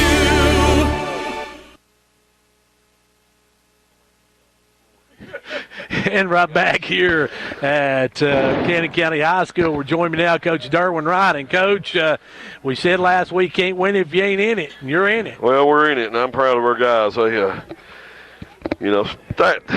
that seems to be stacked against us so many times, but had no depth tonight. Didn't have a linebacker to put in, but two guys did a good job and played through. And just proud of our defense, proud of our coaching staff. We put this 50 slant in this week to play this wing tee, and in 3 days these kids got it. Defense won the game for us. Coach, it was tough sledding for both teams offensively. Neither one could really get anything going. You guys in the second half were hampered by the penalties. They were hampered by the turnovers. Well, we kept going with our outside veer to the twin side. I think they were confused on it, but we made a couple misreads, but most of the time Dalton did a great job on it, and Ben, and they executed well. And we got Thomas on a reverse the first time, and one guy out there, and he kind of run into him, and we knew we had it, and we come back to it, and Zach got a good block. Thomas got outside, and then we get a block in the back. But then come back later in the game and ran it again. And then Zach Gibson, I've been waiting to see what he did tonight all year long. I mean, he broke 3 or 4 tackles down that sideline and ran with determination. And that was a play Coach Johnson that put in a 21X, which is a little quick trap to Thomas. And we knew that we were going to run that veer a lot against this bunch. Then we come with that 21X option. Barge kept it, boom, he took him, pitched it, and Zach did the rest. And just proud. We finally executed a little better. We didn't put the ball on the ground. Dalton did a great job on number 3. We just locked him on. 3's a great receiver. Quarterback throws the ball well. And I told Dalton, I said, they'll get one on you because they're that good of a combo.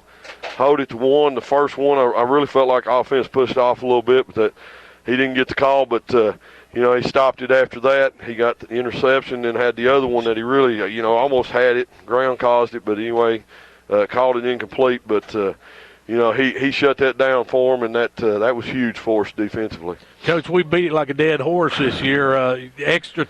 Your special teams tonight. You got the kick by Johan. They come down, went for the win, and your guys come up with a big play. We did, and down here, right there, that goal line stance. They had a certain play that they were running for 2, and we saw it and watched the pass film, and we felt like we had a pretty good idea of what they were going to do, and really got lucky there. They had a little bit of quarterback center exchange, but we was bringing Connor Ward off the edge hard. We felt like he wanted to go right. Quarterback's got good speed, and he ended up getting that arm on him and hanging on and getting him down, and it was a huge to stop that point after, and and Johan got the kick, and that holder's changed. Zach Holdren was holding for us, and he's helped for him for a couple years, and he's out with that concussion. So Dalton had to come in and hold for him. So they just executed it, and these guys needed this. I needed it. I just told them, we don't want to end this season 2-8. You seniors, it's not a great record, but you got a chance to make the playoffs, and somebody asks you what you did senior year, you can say, I made the playoffs, and now we're starting a new season. It's 0-0, and it's, survive and move on. If you don't, you go home, and that's it's the way it is.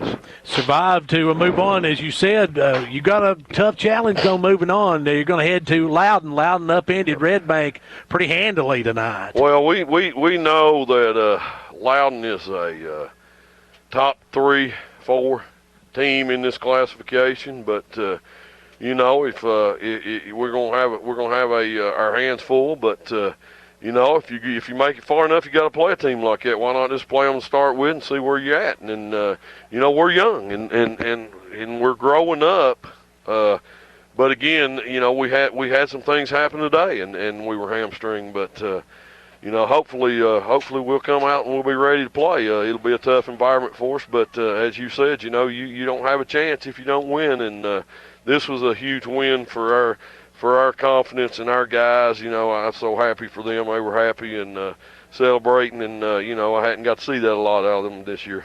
Coach, in the words of Ric Flair, to be the man, you got to beat the man. That's right. And I want to praise our boys a little bit. We've had a lot of misfortune with injuries and things, but I felt like week 4 we were coaching like we were starting back in the summer. Week 5, same way. Somebody was hurt, somebody was moving. Eli Kirby come out here with he turned an ankle terribly bad on Tuesday. Come out here with tape and tried to give us everything he got, and we got him on a special team and ran him a couple times and got him out.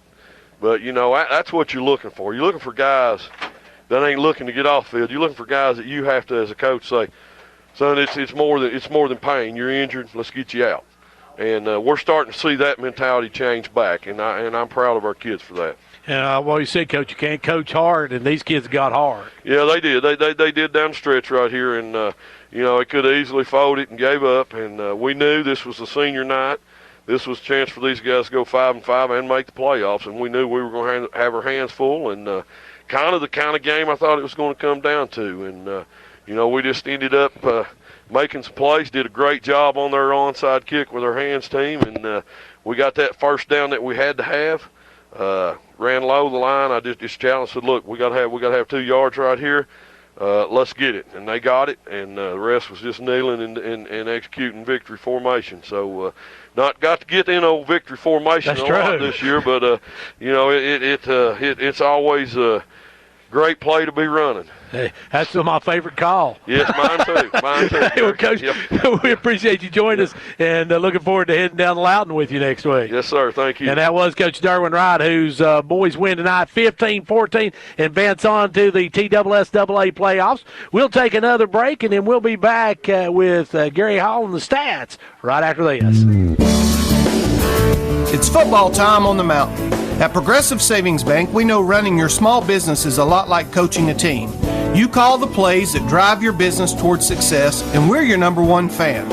After all, you provide the products, the services, and jobs that keep our local economy moving forward. We partner with small businesses to help you reach your financial goals with free business checking and flexible financing to help operate and grow your business with the right financial equipment to keep you in the game. This is Mark Justice wishing our York Dragons a successful football season. We are proud once again to sponsor Dragon First Downs. Progressive Savings Bank, member FDIC, equal housing lender.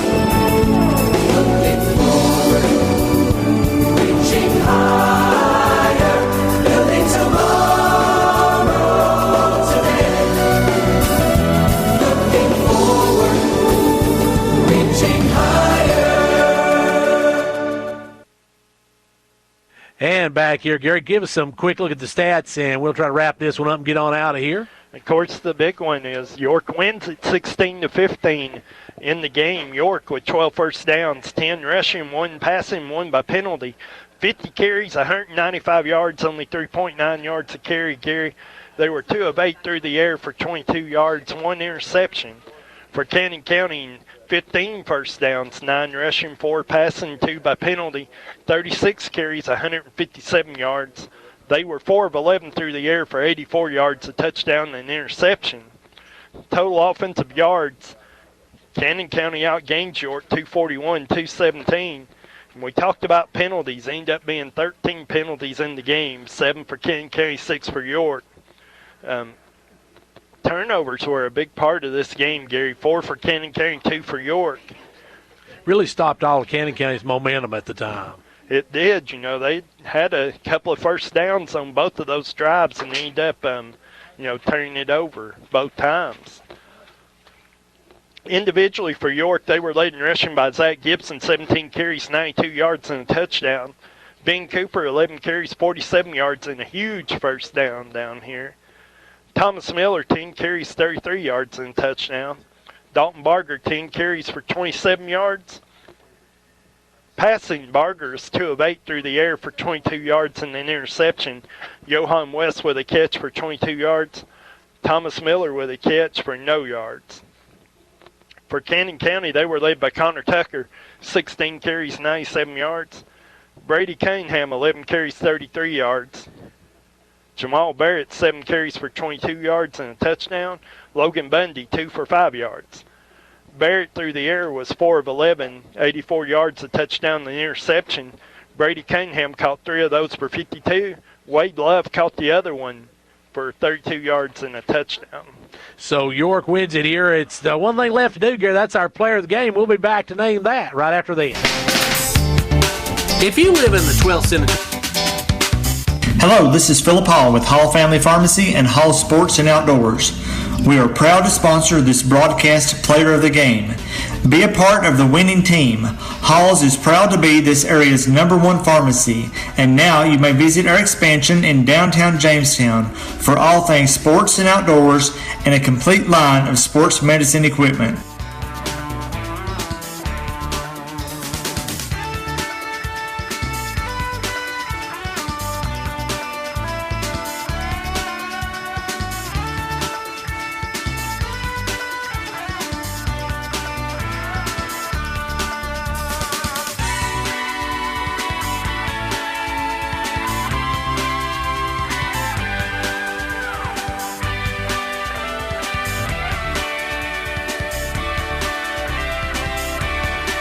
And back here on time now for our player of the game, Gary, brought to you by Hall's Sports and Outdoors. And who's our player of the game tonight? Well, our player of the game tonight will be Zach Gibson. Gibson, 17 carries, 92 yards, and a 30-yard touchdown run. Defensively, he had 6 solo tackles, 4 assists, 10 total tackles he was involved in tonight. So Zach Gibson will be our player of the game. And congratulations to Zach. Congratulations to the Dragons. They win tonight by a final of 15-14. And we're going to wrap it up from here because it's colder than a penguin eating ice cream right now. And we're going to get on out of here and head back toward Jamestown. Until next week, when the Trek to Tech gets underway. We'll see you down at Loudon as York takes on Loudon. Thanks to Gary Hall for joining me tonight. Thanks to Kevin and Lydia on camera one. This will be shown Sunday, 2 o'clock on CLTV. Be sure to join us for that. Until next week when the Trek to Tech begins, I'm Gary Clark. See you at the game.